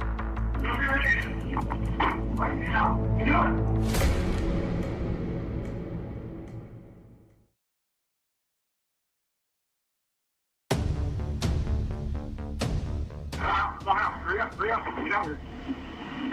Where is he? I'm sleeping. He's still sleeping? Yeah. Okay, they have her. With the terrified 911 caller safely in their custody, police turned their attention to her abductor, a 40-year-old man identified as Sean Great. The dramatic moment when he's apprehended is heard on that open line from the 911 call. Once we got Mr. Great into custody, he was handcuffed. He ended up in my car. So I began interviewing Mr. Great. And how do you know her again? We spend a lot of time lately together. We go eat lunch every day. The victim, a 36-year-old woman, police identify as Jane Doe to protect her privacy. It's transported to the Ashland Police Department. Police are desperate for information. No easy task, as the woman was traumatized and still in shock. But Ashland Police have a secret weapon. Enter Detective Kim Major. Kim is the best interviewer that I've ever seen. She's able to speak with anyone, whether that be small kids or a violent criminal. I was the only female detective for the majority of my career. Is that good? Is that good? Major balanced the demands of detective work with the responsibilities of being a mother to 3. That morning, Detective Kim Major is in the shower getting ready for work, and she misses 2 phone calls from her captain at the Ashland Police Department. And I called him back, and he said, well, he gruffed at me and said 2 calls and a text. And he said, there's been a kidnapping. We've rescued the woman, and I need you to come in and interview her. You come to the station, and what happens? The victim was taken into my office at the end of this hallway, and that's where I spoke with her. She had been tortured emotionally and physically. Yes, she had. So I bring her into my office. The effects of the woman's harrowing ordeal were immediately apparent. The first thing I noticed is her appearance, of course. I could see that she had been victimized. The second thing I noticed was that I could smell the scent of her perpetrator. It's testosterone. You could smell him. I could. What did you learn about Jane? I learned that she had met Sean Great. She eats her noon meal at what we call the Croc Center. They provide free meals at noon. Jane Doe would eat there sometimes, and that's where she met Sean Great. He was tall like my brother, my older brother, and he's kind of goofy, but he struck me as kind.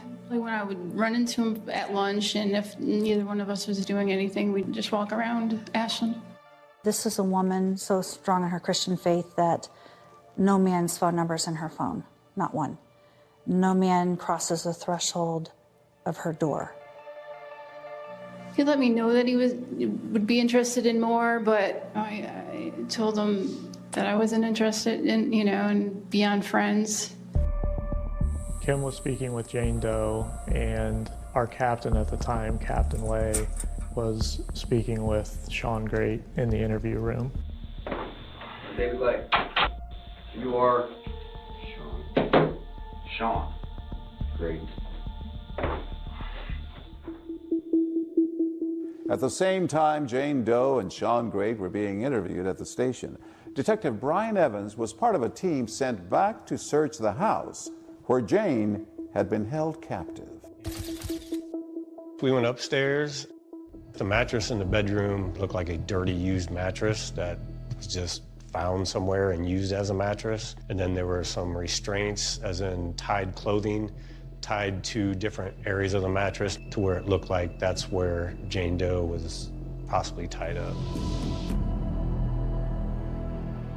So just how did Jane Doe end up a prisoner in this house of horrors? The pair had been out for one of their regular walks and ended up at the house where Sean Great had been staying. He told her that he had some clothes for her. She also had bagged up some food for him. And she said it was against her better judgment to walk through the door because it's unlike her. But she did. He just started showing me the clothes, and I remember him asking if I had an extra Bible because he didn't have one, so I got him one. So she sat down to read the Bible, and as she's reading, he began to pace. And then he charged towards her, grabbed the Bible from her hands, ripped it from her hands. Jane Doe tells Detective Major that at that point, Sean Great attacked her. I tried to push him away and get up. I was just doing everything, trying to kick, punch, but everything I did, he just did it so much harder. And then what did he do to her? Sexually assaulted her. And her words were every way imaginable. He would always bind my wrists, my legs, at times. The details were horrifying, but the interview takes a sudden turn when Jane Doe mentions the name of Elizabeth Griffith, one of 2 missing women police had been searching for. She lived in the building next to me. Sweet, but like a child. Sean and I were playing badminton in the front yard, and Elizabeth saw us and came out. I think she just started, talking with us, and I don't know if I introduced her or she introduced herself. Police discover there's a vital link between Jane Doe, Sean Great, and Elizabeth Griffith. All 3 of them would frequent this community center where they'd get free meals. That connection sets off alarm bells.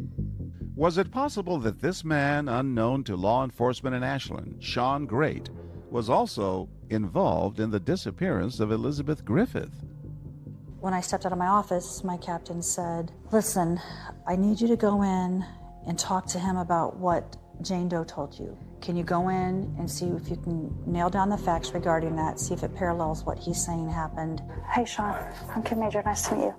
The last thing he said before I walked in was, and while you're in there, see if he knows anything about the missing girls. Did you know anything about what you were about to face?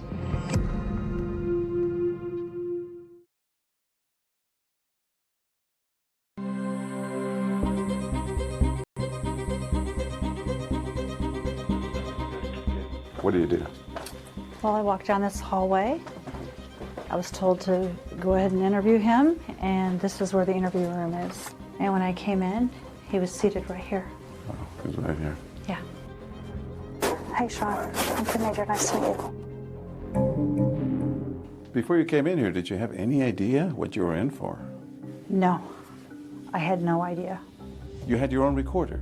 Yes. And what did you do? I took the recorder and just dropped it down my top.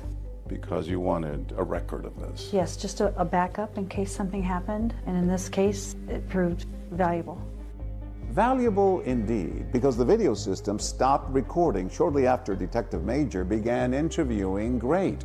That means her backup was the only recording of the interview while the system was down. So we're gonna get these cuffs off you. You decided to take off his handcuffs. Yeah, Why? I need to drop all of those things that would inhibit somebody's ability to relax or feel comfortable. But out of his handcuffs, he could attack you. He could. You weren't thinking about that. At that time, no. In a city where law enforcement routinely interacts with the community, Sean Great was not known to police. I had never heard his name. I had never had any tips about him. We didn't know him. Sean Great had grown up in Marion, Ohio. That's about an hour from Ashland. He was a good-looking kid, charming. With Sean Great, people talk about his eyes, they're piercing blue eyes. And women will talk about that. That's how they recall him, or his eyes. He just had one of these very likable personalities, very soft, laid back, very unassuming type of personality. And it was just one of those things that you just almost couldn't hardly not like. Sean never told me much at all about his background. I knew he had either a sister and a brother. I had never met his dad. He told me his mom abandoned him. He absolutely hated his mother. Christina Hildreth dated Sean Great for 5 years. I think before we moved in together, he had worked at, it was a motel, Super 8 or something in Marion, and he might have worked there a couple of weeks. That was about it. Other than that, I've never known him to have a job.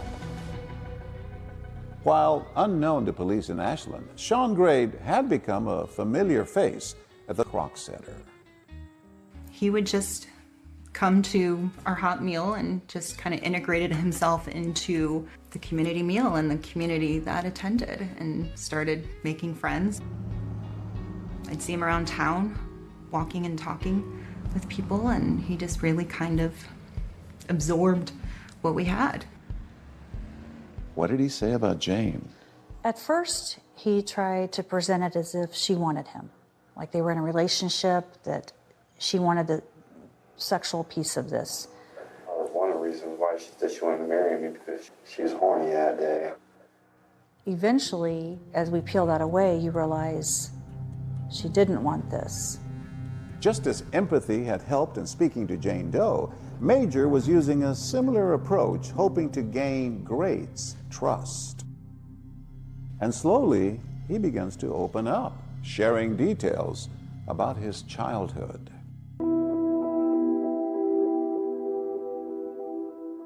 May have started when my mom left me when I was a child. I come home from school and she's gone, but I don't blame her. I used to, but... Why did she leave? She had to go find herself. I'm sorry. It's fine. Does he admit that something happened with Jane Doe? Eventually, he begins to talk about what happened and admits in layers. He admits that he had held her there captive, admits that he had tied her up. I mean, looking at this whole thing, you forced her to have sex. She didn't want to. I abducted her and I raped her. And there it was. Detective Major had the confession, but the confession itself only raised more questions. As he spoke about what he did to Jane Doe and would use the words kill, that he strangled her, you begin to realize this may be way more than Jane Doe. And earlier in my career, I probably would have stopped right at Jane Doe. Now, I realize it's a partial confession. Detective Major brings the conversation back to Elizabeth Griffith, that missing woman who Jane Doe said also knew Sean Great. We can't find Elizabeth. We'll find her, but we can't right now. Hey, look at me. Look at me. I need your help. That goes on for just so long enough that he's acting like he has no idea what I'm talking about. And then suddenly, Sean Great makes a shocking revelation. I might not be able to take you to her, maybe someone else. How many are there? How much you say many? Now, detectives knew Elizabeth Griffith and Stacy Stanley were missing, but now Sean Great seems to be talking about even more women. I guess I'm ready to go ahead and get my lethal injection, but I'll tell you first. Then things take a bizarre and frightening turn. I'm thinking, this is not good. At what point do you realize I might be dealing with a serial killer?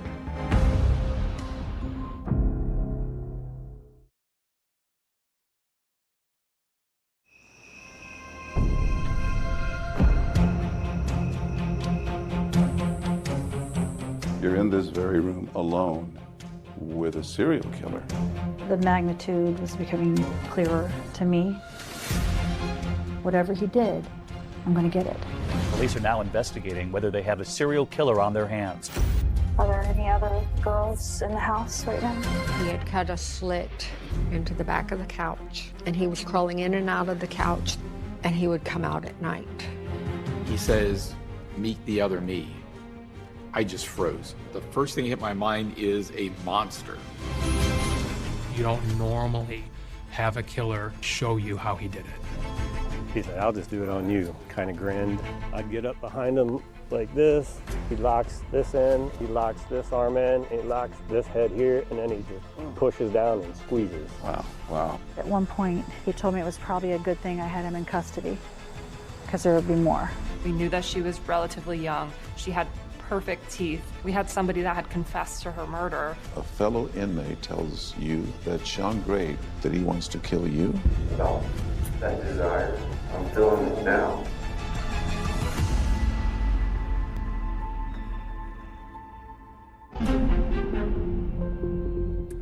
Sean Great has confessed to his assault on Jane Doe, but what about those two missing women in Ashland? It's an urgent race to find out.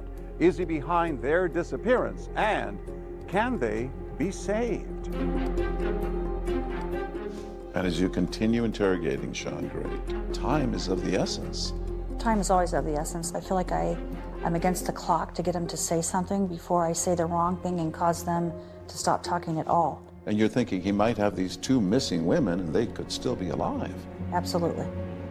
I start pressing him on where Elizabeth Griffith is. Can you take me to where she is? I can't. Why? Sean, look at me. If I take you in my little detective truck, can you take me out? I don't know what you're talking about right now. I'm looking for Elizabeth's body. Can you take me to it? So she's dead? Then suddenly, Sean Grade reveals shocking information that maybe he can bring Detective Major to somebody else. I might not be able to take you to her, maybe someone else. How many are there? I don't know how much you say many. What? I don't know. There might not be none. He says he might not be able to take me to her, meaning Elizabeth, but might take me to someone else, and that there might be some many or there might be none. So he's playing with you. Possibly he's wanting to tell me something. Will you take me there? I think the two places in Mansfield. Where she is? Where are you gonna take me to Mansfield? Or there's another girl? Where there is a girl. Like nuts. What happened?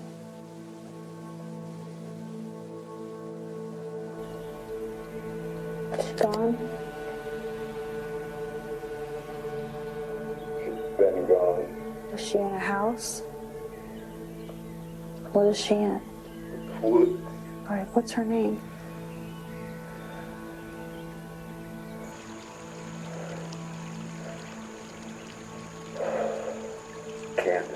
Candace?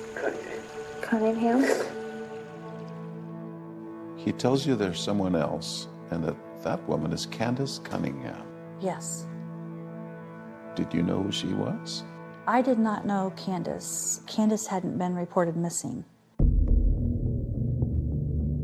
As her colleagues watching in the other room start looking for information on Candace Cunningham, Detective Major continues to question Sean for more information. After all, the two missing women in Ashland are still unaccounted for.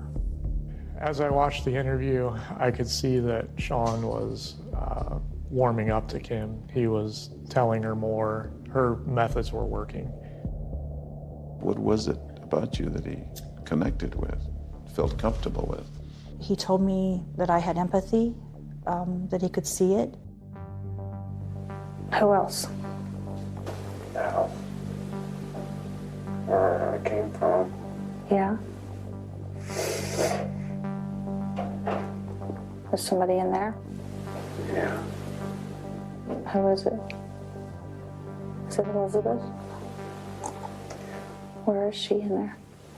In the closet. So then Sean admits to you that Elizabeth's body is in the closet in that same house where he was holding Jane Doe. Right in the same house. When he said that, I didn't know if she was alive or not. As Kim's interviewing, I called Detective Brian Evans to tell him that Elizabeth was upstairs in a closet. He had been working on a search warrant at the house. I was surprised by the information because officers had cleared the house. We headed upstairs to see if we could locate Elizabeth. This is an abandoned house that has old wooden steps. You could see bare footprints going upstairs. One of the guys on scene said, there is no closet upstairs. That detective went directly to a particular room and looked up and realized there was a concealed closet. There was a bunch of clothing just all over this closet. There were stuffed animals piled down below. As we started pulling away the clothes, you could see the fly activity, and there was an electrical tape that was taped up around the sides of the door to help from the smell to come from the door. And once the doors opened,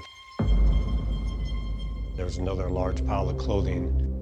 You could see the fly activity again all over the clothing. Elizabeth's body was underneath all this. Yes, it was. What goes through your mind at that point? Well, that it was a tragedy, and once the clothes were removed, her body, she was actually kind of face down and hog-tied back. Chilling. Yes, it was very sad. Sean tells Detective Major that the night of Elizabeth's murder all began when he says she called him late at night because she couldn't sleep. She came over about 11 o'clock when She brought over Yahtzee, played Yahtzee. It just happened that the truck just reached up, just choked her. We just didn't think it was possible. It couldn't have been Elizabeth. It just couldn't have been. And then we found out it was. And we just sobbed and sobbed because it had come to a conclusion that we were not going to see our friend again.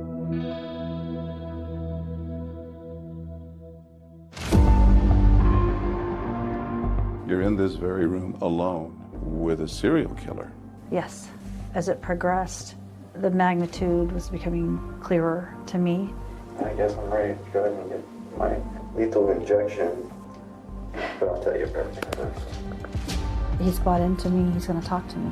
Whatever he did, I'm going to get it.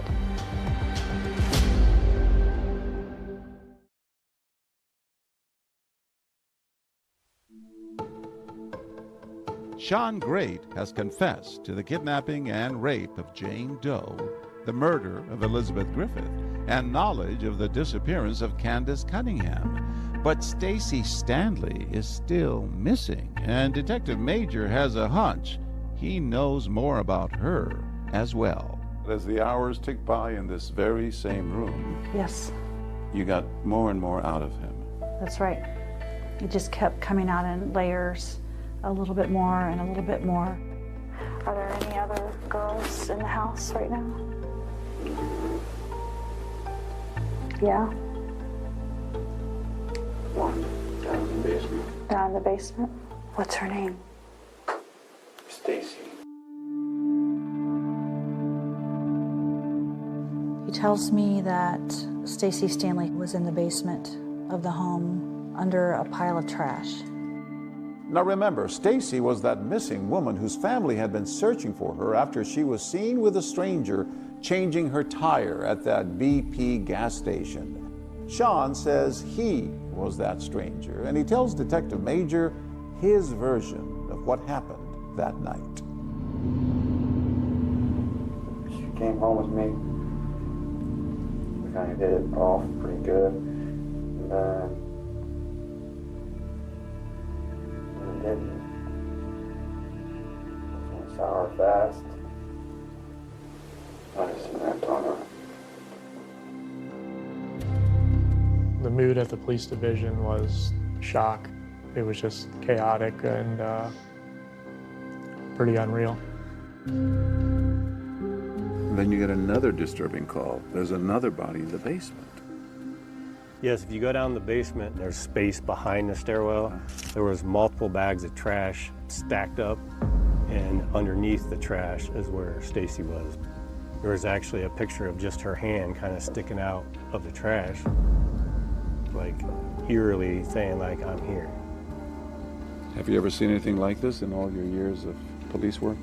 No, I've been on other homicides and other tragic cases, but not to this magnitude, no.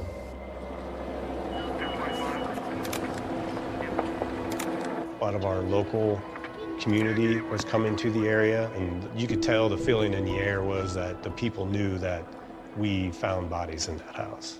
What started as a rescue ended with a gruesome discovery that only got worse. Now families wait to find out if those women are their loved ones. I got a phone call saying I need to get to Ashland ASAP. I don't want it to be my mom. I mean, nobody wants it to be their mom. I don't get to watch her grow old. My daughter don't get to watch my daughter grow up. Honestly, I think that my sister's in that house and they're not going to know anything for a couple hours. They pulled out a couple pictures. They're like, do you guys recognize that? I said, yeah, that's my mom's picture. It was very traumatic, having to see that, and that was my mom laying there, It's bad enough what he did, but for some reason, thinking that he put her under trash.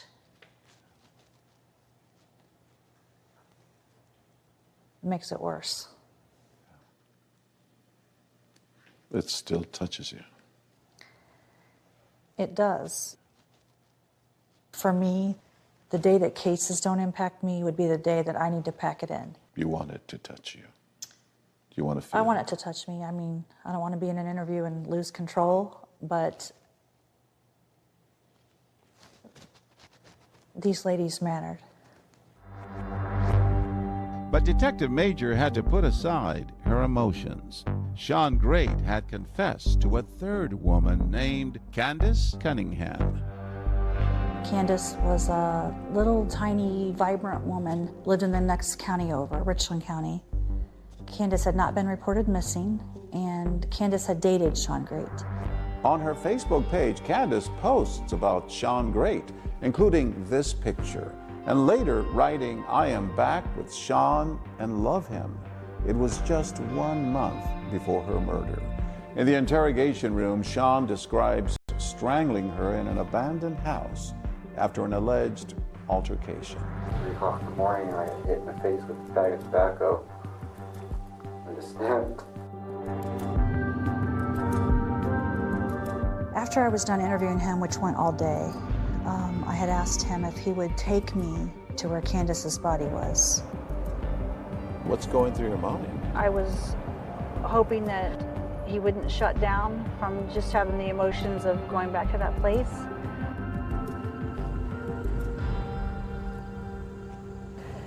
So this is the scene where the home was, where Candace Cunningham was living with Sean Great.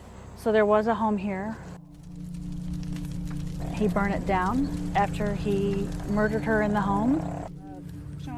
Investigators took video of Sean that day as he led them to where he left Candace's body. He's agreed to come out and show us where he put the body. He killed her in a house that was here and then dragged her body toward the ravine. Prior to burning that down, he carried her body wrapped up in a blanket. He carried her to the ravine. Yeah, I remember these rocks. How far down? Carried her across the creek and up, straight up the hill, about between 10 to 15 feet. There's a big shrub. While you were here, Sean got emotional. He did. When we rolled up, I actually had to ask him, "Are you okay? You okay?"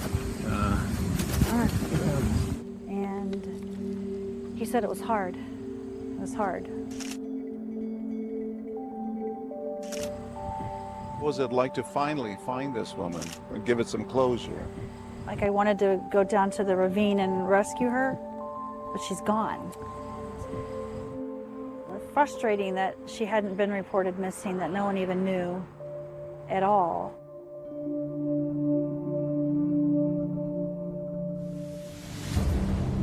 As the investigation continues, Sean performs another show and tell. I just lost it. And then I just turned her around. Revealing more deadly secrets. During the interrogation, you asked Sean to show you his strangulation technique. He said, "I'll just do it on you." Kind of grinned.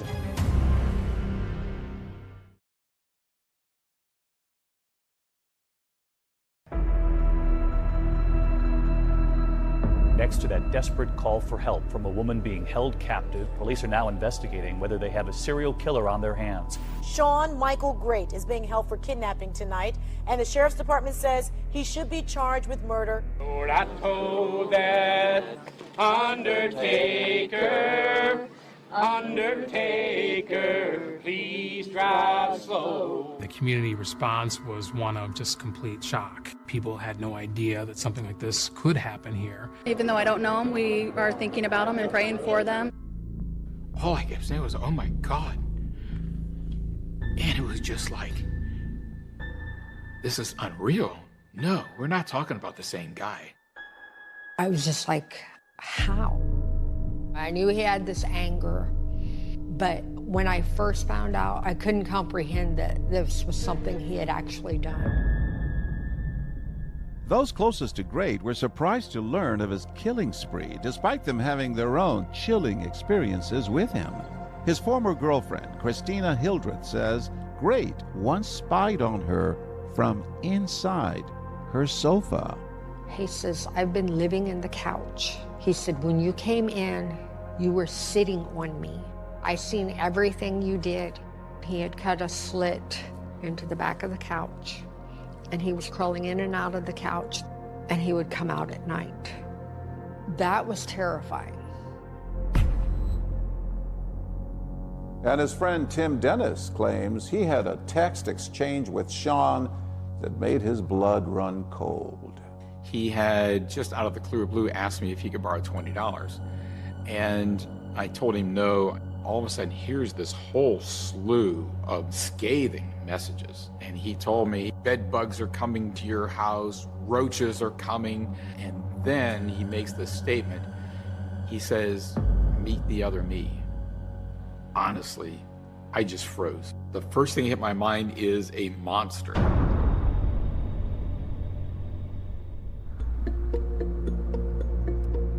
Two days after his arrest, you go interview him again now with Detective Evans?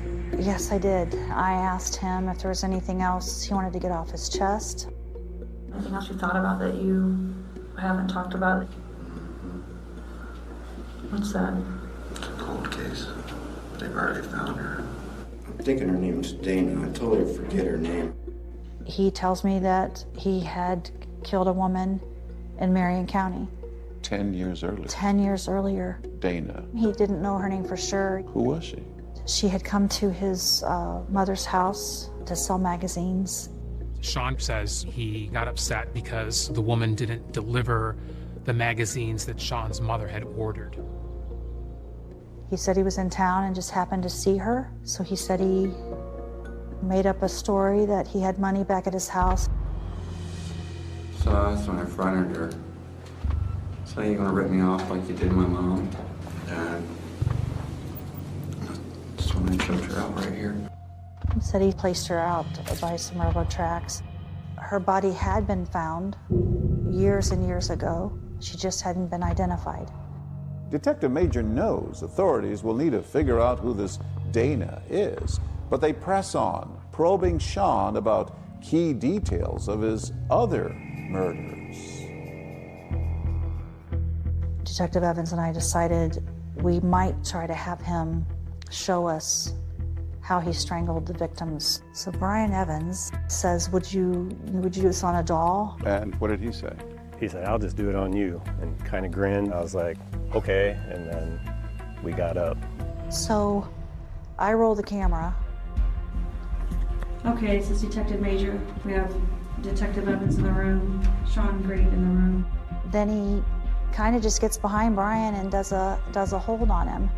Brad just went to grab her. I look at Brian's eyes and I'm thinking, this is not good. So I'm you, and you're Sean. So what did he do? So he just came up behind. He said I'd get up behind him like this, and then he comes back. He locks this in, he locks this arm in, he locks this head here, and then he just pushes down and squeezes. Wow, wow. And at that point, I kind of mouthed over to Detective Major that I'm not doing that again. You could have lost consciousness in seconds. He could have killed you. I didn't put a whole lot of thought into that. It just went to getting the evidence, and I feel I have some training that I don't believe he would have killed me. Police don't normally get this kind of demonstrative evidence. You don't normally have a killer not only confess to a crime, but then actually show you how he did it. How'd you know to stop? She went like this. This morning, suspect Sean Great held on a $1 million bond and facing double murder and kidnapping charges. Do you understand the nature of the 3 offenses charged in the complaint, Mr. Great? Yes, Your Honor. He seemed kind of unalarming. I could understand why maybe women were trusting of him or went with him willingly, because he didn't look like a monster. Law enforcement is on the hunt to figure out just who is this unidentified woman Sean Great has confessed to killing 10 years prior in neighboring Marion County. Nobody knew who she was. It was a great mystery. Investigators reached out to the Ohio Bureau of Criminal Investigation.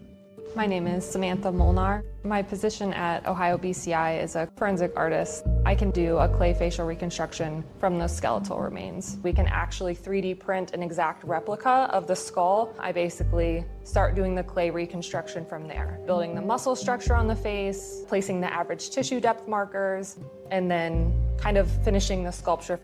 We did receive some tips, but none of those tips led to an identity. Detective Kim Major isn't just trying to crack the Sean Great case. She also has to juggle the full-time job of being a mom to 3 active kids. All right, hook her up. I'm always worried about her, no matter where she is. I would stay up at night, me and my little brother would, and just wait till she gets home. I try to say that I am not overprotective of my kids, but I'm sure I am. But could this case put Kim or her family in grave danger? When the case was going on, our fair kicked off.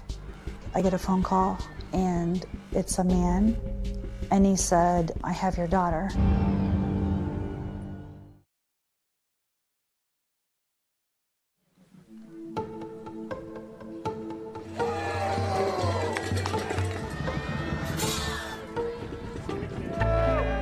On Friday night, my husband coaches football. I actually took my younger kids to the football game, and I sat there, which was also surreal, seeing all the things around me and the lights. People are happy. They're happy, they're cracking the helmets. The band, watching my husband, hearing the whistles. Friday Night Lights. It's Friday Night Lights. That's small town America. I brought my kids home, put them to bed. That's when Detective Major's oldest son, Corbin, who's preparing to enter the police academy, comes into the room. He's like, "What's going on, Mom?" I said, "Sean Great builds forts all over the place. He's like MacGyver. He stays in these things. But there's one in particular he keeps talking about." He had a fort in the woods, and she explained to me where it was. And I remember there was a body recovery within a quarter to a half mile that deemed a drug overdose right on a gas line. I said, "What are you talking about?"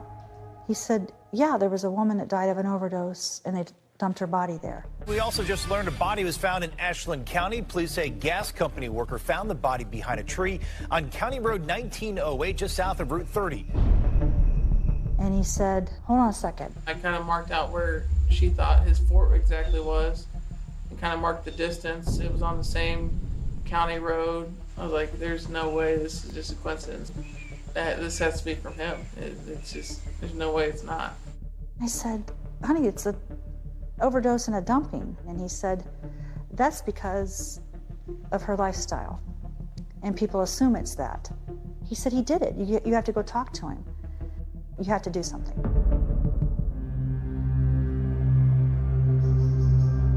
The next morning, went in to the jail, pulled Sean Great out. There's a case from out in the county, meaning that we found a girl. And we're trying to see if you'll be honest, if that's something you had something to do with. Rebecca Lacey. Yes, sir. I had problems with her once. 31-year-old Rebecca Lacey's death had been ruled a drug overdose by the Ashland County coroner. But now, Sean Great shares what he says happened to her. We played a game of pool. I went to the bathroom, right? I had some money in my wallet. And that's the first thing I did was just check my wallet. And it was gone. He said she had stolen a few dollars from him. And he said he had strangled her. He talks about borrowing a car and taking her body out and dumping her in my county.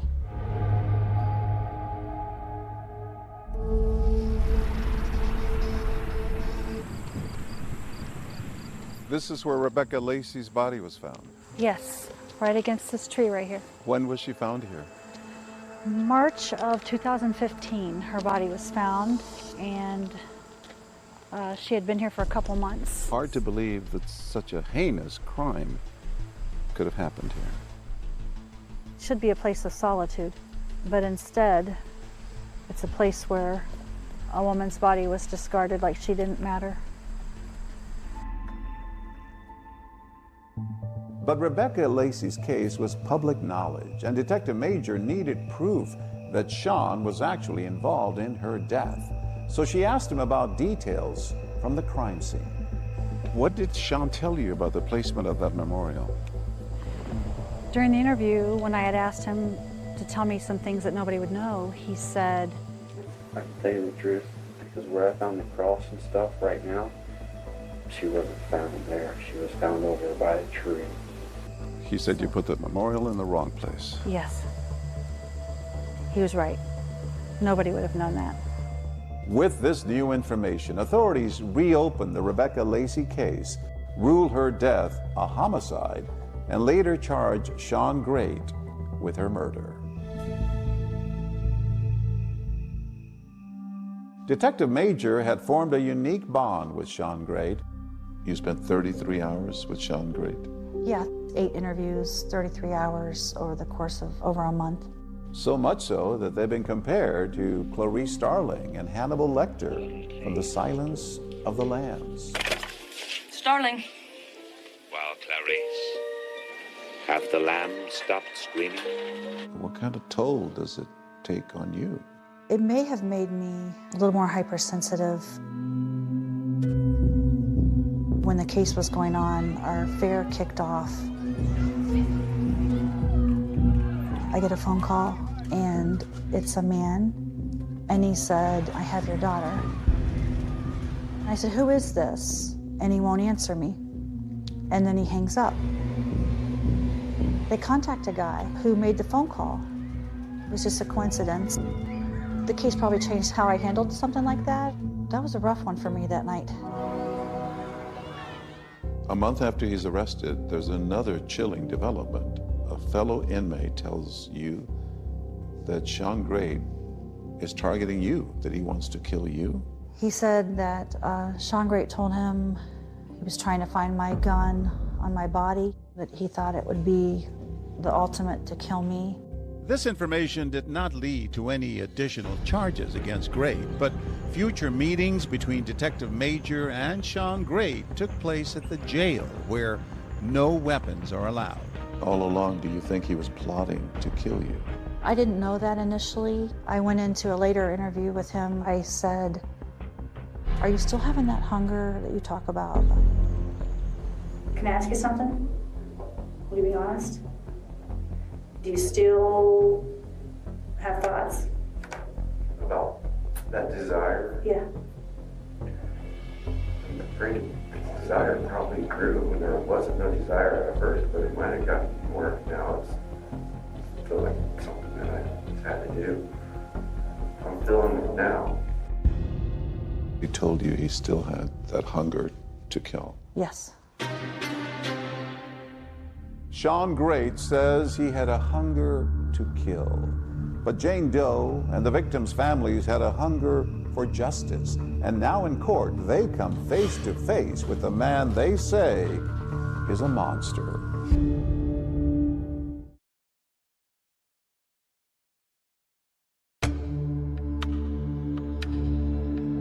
It's April 2018, and Sean Great goes on trial at this courthouse for crimes against 3 of his victims: Jane Doe, Elizabeth Griffith, and Stacy Stanley. It was the trial that everybody was waiting for. They wanted to know if this community, if these families were going to get justice. This is not a whodunit case. This is a he did it case. The defendant subsequently, over the course of multiple interviews, confessed to every element of every crime with which he is charged. I ask that you consider that Sean freely and voluntarily gave information during several interviews which implicated himself in several serious offenses. Jane Doe comes face to face with her abductor, bravely taking the stand against Sean Great, detailing her horrifying ordeal. It was probably the most crucial testimony in the case. How was he choking? With both hands around my neck. Did he let go of your neck? I think when I stopped struggling and fighting, he asked me if I had enough. And I think I just remained motionless, and so he released his hands. She testified about the terror that she went through during the time that she was kidnapped and sexually assaulted. At the trial, they played the audio of your interview. They did. With Sean. Yes. I entered the interview room to interview Sean Great. You can hear my heart beating at key times during the interview. Who was that you were talking to on the phone?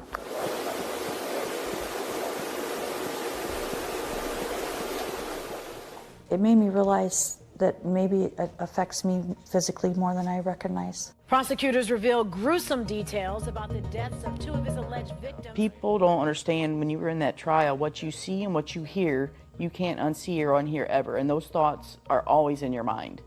You can't forget it. It was too gruesome. It hurt you that much. Yeah. Even talking about it today. Why? Just what she went through. It wasn't fair. Sorry.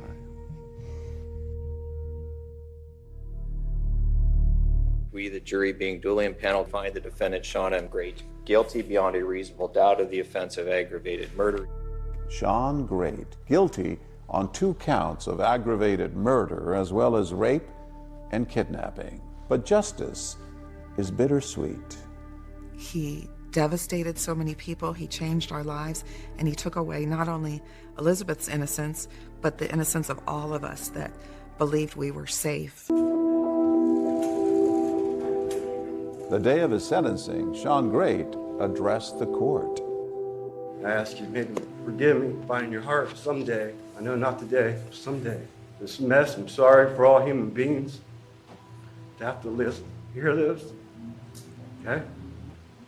I'm sorry. I can't change nothing. Believe me, I would. Not for me, but for you guys. He asked us in court to forgive him, not for him, but for us. And obviously, I haven't forgave him for what he did. Real justice would be for you to come with me for about 5 minutes, burn in hell. The victim impact statements were extremely emotional and very powerful. We heard from Stacey Stanley's son and 2 of her brothers. It doesn't affect just one person when you kill them, it affects everybody. You ever bury your mother? I had to pick a casket out. I didn't expect that this young. The offender was found guilty, and a sentence of death by lethal injection shall be imposed on Mr. Great.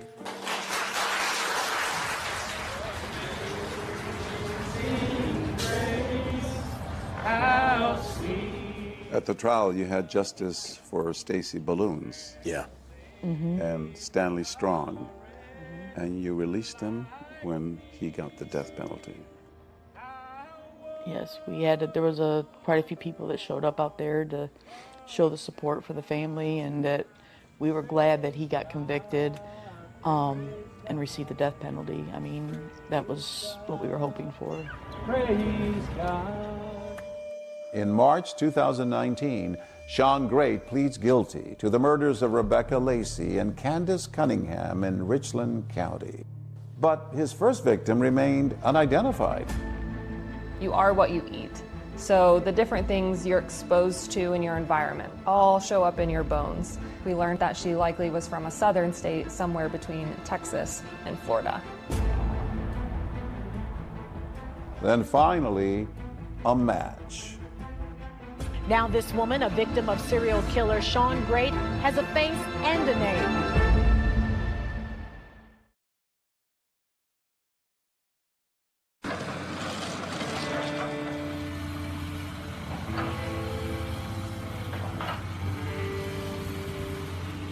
In June of 2018, the community of Ashland, Ohio gathered at the site of Jane Doe's frantic 911 call. Today, that house was finally demolished, bringing closure for residents and relatives of the victims. Many people felt like they needed to be here today. After we found out that Elizabeth was one of the people in the house, I would have nightmares about it. And I would see her in the window asking for help. I wanted them to tear it down so bad, and I was so happy the day that they did. You were there when you saw the house on Covert Court destroyed, demolished. I was. What did that feel like? It was a tangible piece that was destroyed, but the weight of the situation is still here. 2007, the remains of a female. 1 year later, another step forward, a new development in the search for the identity of Great's first known victim. The preliminary results indicated that the victim was very likely Dana Nicole Lowry of Minden, Louisiana. So genetic genealogy was able to provide us a family and a potential identity of this person. And what we did next was go down and swab the daughter of Dana. We were able to directly compare the DNA from the daughter to the DNA from the remains to be able to confirm that was Dana Lowry. Sean Great pleaded guilty to Dana Lowry's murder. So now there are 6 known victims, and only one of them survived, Jane Doe.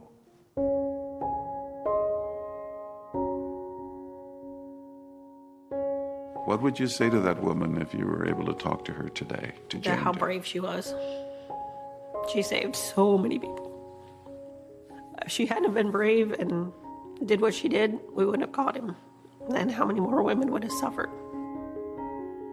Kim Major has retired from the Ashland Police Department, and she now works as the Safety Services Director at Ashland University. And she's written a book about the Sean Great case. I don't want to forget this case. I don't want anyone to forget it.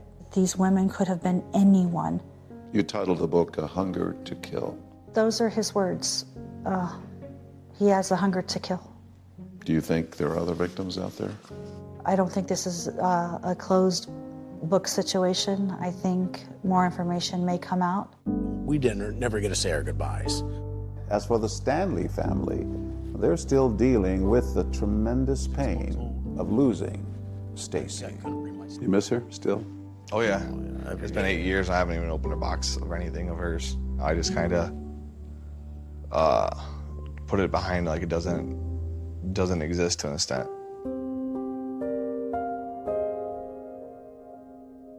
What keeps you going? I know she would want us to go on. And the boys, it just breaks my heart to see what they go through every day. Right, you ready, girlfriend? And you know, like he just had a new baby. Grandma? You see Grandma? And he took her out and set her on his mom's bench at the cemetery. Hello there. Is it Grandma? I talked myself into going out there. Yo, that was so cute. She was smiling so big. It's beautiful. And that's hard for me to sit and see my daughter never gonna meet my mom. Oh, she was a great grandmother to her first granddaughter, and I'm sure she would have loved mine just as much. My mom did not deserve that. Any of the women didn't deserve that. And even though Sean Great's execution was originally scheduled for 2025, it is currently on hold until Ohio picks an alternative to lethal injection. His appeals have been denied. He also denied 2020's request for an interview. Meantime, Kim Major's new book about the case, A Hunger to Kill, is available now. That's our program for tonight. Thanks so much for watching. I'm Deborah Roberts. And I'm David Muir. From all of us here at 2020 and ABC News, good night.